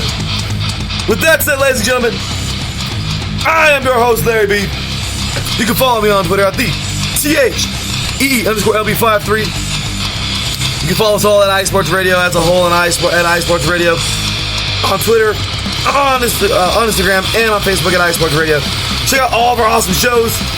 Show us some love, y'all. We're pushing it on. Tomorrow, we keep it going with the AFC North. We'll see you then. Until then, y'all, take care. As always, God bless.